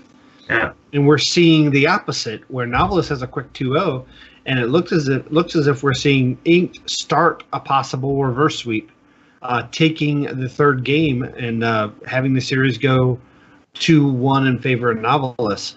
Do you think that this Warlock might be the weak spot of Novelist and Inked can pull a reverse sweep? I do. This Warlock list, because it's a hybrid, it means that it's at least decent against most things, but doesn't really excel at any one thing. This is exactly the deck that I would have come into after that match if I'm Inked. The Secret Mage is nice and aggressive. Oh, yeah. I think that the Warlock will have a hard time handling this deck, and I think we'll see a Game 5. You think Ink said, I need to win with the Shaman, let's either go 0-3 or get this win with the Shaman and start my comeback because he's confident with the Mage? No, I think Ink plays that Shaman well, and I think he knew that it would have an advantageous matchup against the Warlock. and I think he just wanted to get it out of the way. Gotcha. Well, we see Novelist has a pretty decent opener going into the South Sea Captain with the Councilman on the board. This is going to push some early damage. Ink's going to need some time, though, to develop these secrets and kind of get his stall going. I like Primordial Glyph here. Do you think you have to couple it with a... Oh, he goes straight for the Fireball in the middle. Yeah. I think because Babbling Book gave you the Fireball and it's not one of the two that you got in your deck, I think you're fine. Okay. I would have probably gone ahead. I would have probably Frostbolted the first Captain first, knowing that I could Fireball the... Yeah, that was my thinking. Yeah. Thinking of Primordial Glyph. And he's hoping for some really cheap board clears. Arcane Explosion's in the right direction. He opts to take a counterspell when he needs to clear the board. I think. Well, what this does is, well, now you take yourself out of. If there's Dragon's Fury. Dragon's Fury is what he needs. But he can't cast it this turn. No, but he can get rid of 4 points of damage. He casts the counterspell. So, Novelist can't clear the Sorcerer's Apprentice with a spell. He can Medee's Valet next turn, and... Yeah, but Novelist is setting up for a Leroy Lethal. Of course, he doesn't see the counterspell for the Soulfire, but he's trying to set up for a Leroy Soulfire Lethal, which he did accomplish against Boyd, so... That may be his game plan the whole time. Yeah, it's like Dragon's Fury. What does he get? He gets a 3. Oh, no. That is one off of what he needed. But he doesn't have enough to hero power down. So he's not in lethal range now because of the counter spell. Right. He's going to think, why would you do that over the Leroy? No, you definitely Leroy here. Okay. He had my heart skipping a beat. He thinks this is lethal. Now he's thinking, could this be counterspell? I think you still do it, even if it's counterspell. You still Leroy. You still do the damage. So do you think he's thinking this might be Ice Block? No. And he's trying to figure out a way to pop him lower than 4? No, I think he knows it's either counterspell or Explosive Rune. I think he's trying to decide whether if he lays Leroy, Explosive Rune kills Leroy, and yeah, I think that's why he reached for the Doom Guard first. He was almost right. Yeah. So, I mean...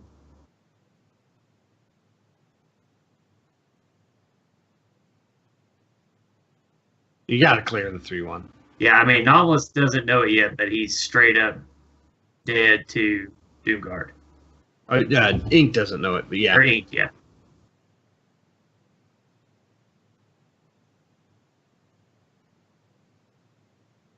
Good games across the board, though. Yeah, very good games. Novelist takes the series 3-1. He, of course, Ink doesn't go empty-handed through all his hard work all year in our 3 previous tournaments, and now this one. He takes a second place prize of $50. Am I right with that? That's correct. Okay. Second place prize of $50. And Novelist takes a grand prize of $100. If you want in on these tournaments, we'll be starting them back up again the next quarter, which should be probably March, April-ish time. Pay attention to our show over at HeroPowerHS.com to get more information on that. If you want to be part of this, all you have to do is be a patron of $5 a month to be guaranteed. If you're a patron of just as little as $1 a month, you can still get in our tournaments if we have extra room in them. And you also get into the Discord. Yeah, exactly. You get into our Discord where we share this information with these players that are in here. They share deck lists, they share experiences, stories, and we have great community members that are on top of all news. I'm a member of 18 different Hearthstone Discords, and ours is always the first one that has any news on patches, new cards, leaks, any tweets from Ben Brode or any of the Team 5 guys. we are on the ball. I say we. It's not us. It is our patrons. We have probably the best patron community in all of the podcasting communities. Sorry, guys out there, all our friends and all the other shows, but I think we have the best community members in there. But if you want to make a little bit of your patronage back, you can enter our tournaments and win some of this money, like Navalis did today with $100, which is easily going to cover the patronage, which he has been so wonderful to help us out with. Yeah, and I don't work at a job where I get to look at my cell phone through the day. So when I get home, that's my first chance to look at our Discord. I'm a member of 8 Discords. I pretty much don't have time to look at the other Discords because I'm trying to catch up with how much content has gone through ours. So, it's something because there's only one other Discord out there, and that has as much content rolling through it as ours, and that says something, because this other Discord is the Innkeeper Discord that I'm a part of, and it's constantly going. But I mean, aside from that Innkeeper Discord, our Discord is by far my most active. And it's, like I said, there's so much content. It's just almost impossible to keep up with in the mere 3.5 hours I have between when I get off to work, or when I get off work, and when I go to bed. So I will give a shout out for our Discord. One of our biggest community members, Matt at Arms, tends to post the most stuff, especially news related and around sets and releases. And I will tell you, he's in many, many, many other Discords. You probably have heard of him before. If you're in any of the podcast Discords or even the Hearthstone community Discords, I'll give you a little hint. He tends to post the stuff on our Discord first, but that's just what I've noticed in the community. All right, sir. So from me to you, it's been a year. We did 4 tournaments. We said we were going to do 4 tournaments when we started out. Mm-hmm. So here we are at the end. You and I have cast. You've cast all the tournaments all the way through. I've cast 3.5 tournaments because I had to leave early on one of them. So do you feel like this has made you a better both caster and better Hearthstone player? Or is this, besides just the enjoyment, has this been a learning experience for you as well? We have some of the best minds in the Hearthstone community in our patron pool, and seeing some of the creativity, some of the RNG, and some of the just gutsy plays that I've never seen before. We've seen Blood of the Ancient One on the board. We've seen just draw top deck into top deck into top deck to Sacrificial Pact Jaraxxus. We've seen crazy deck ideas. It's just amazing what our patrons come up with. We're gonna have to be more creative with our tournaments, I believe. I think we're shooting around some ideas of changing some of the formats of each of our tournaments next season. Maybe doing some Wild, doing some Last Year Standing, Conquest, to kind of scratch the itch of all those competitive people in our Discord. But I can't wait to see what we have next year, because we saw some top-notch play and deck building 2 days after a set's released. Really, to be honest, like 36 hours after a set released. So it's really neat to see that ingenuity, and I'm really excited for the next tournament, because when the next tournament comes out, it's either going to be right before or right after the next set releases, and we're going to have a totally different standard meta because we'll have 3 sets rotate out. All right, so right now in our chat, Matt at Arms said, Hero Power Patron League weekly series, please. All right, so I can't say too much, but I know that you play in 2 weekly series. Is that not correct? Well, I currently have been in 1 series, the THL, which is now they've made 2 leagues instead of having THL and SHL. They have the THL with 2 leagues, Ragnaros League, which is their Conquest League, and the Sylvanas League, which is their Last Hero Standing League. I have registered a team. It has yet to be approved. We should know any day now if we're approved. And I should be in 2 different leagues next season starting January 1st. Yes. So, with that being said, do you have time to do one? Do you have time to do another one? As a player or a caster? Yes. I will make time. All right. So, we have batted around ideas for the Hero Power Patron League, and I think that if we have enough interest and we can get enough patrons to commit to an 8-week league series, we'll do one probably in between seasons for when you guys are in. Try to bridge that gap, or spring heading into summer. We know summer gets busy for a lot of people. I don't know. We are batting around ideas. We batted around ideas this year, but it was just so hard to get everybody in the same place at the same time. The best thing would be the best thing I could say would be just a poll out there for our patrons. If we did the league but didn't televise every week, because I do know Avanti's has a lot of production projects going on.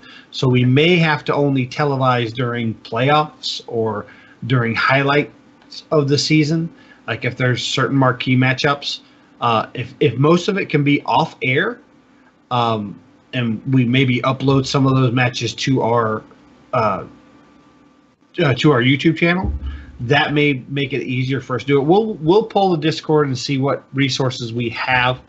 Maybe there'll be another Patreon goal. We'll just have to see what we can do with that. If you're interested, though, and you're a patron, make sure to mention it in our Discord.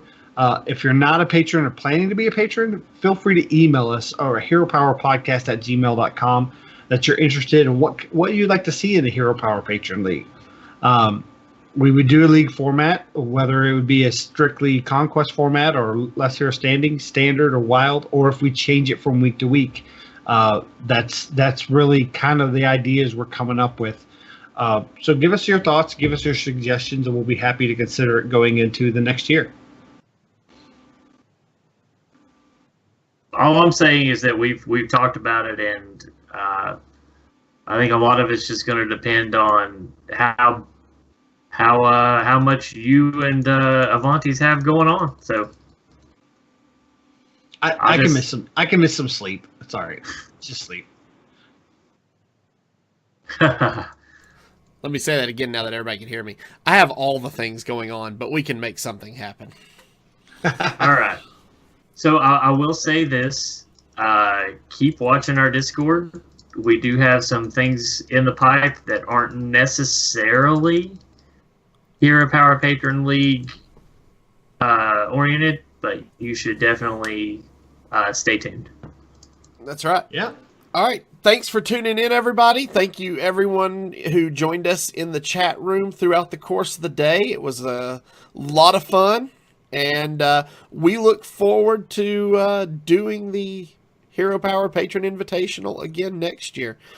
We'll be making announcements on when that first tournament will be happening here pretty soon. So thanks, guys, and we'll see you all Wednesday night at 7:30 Eastern for our regularly scheduled Hero Power.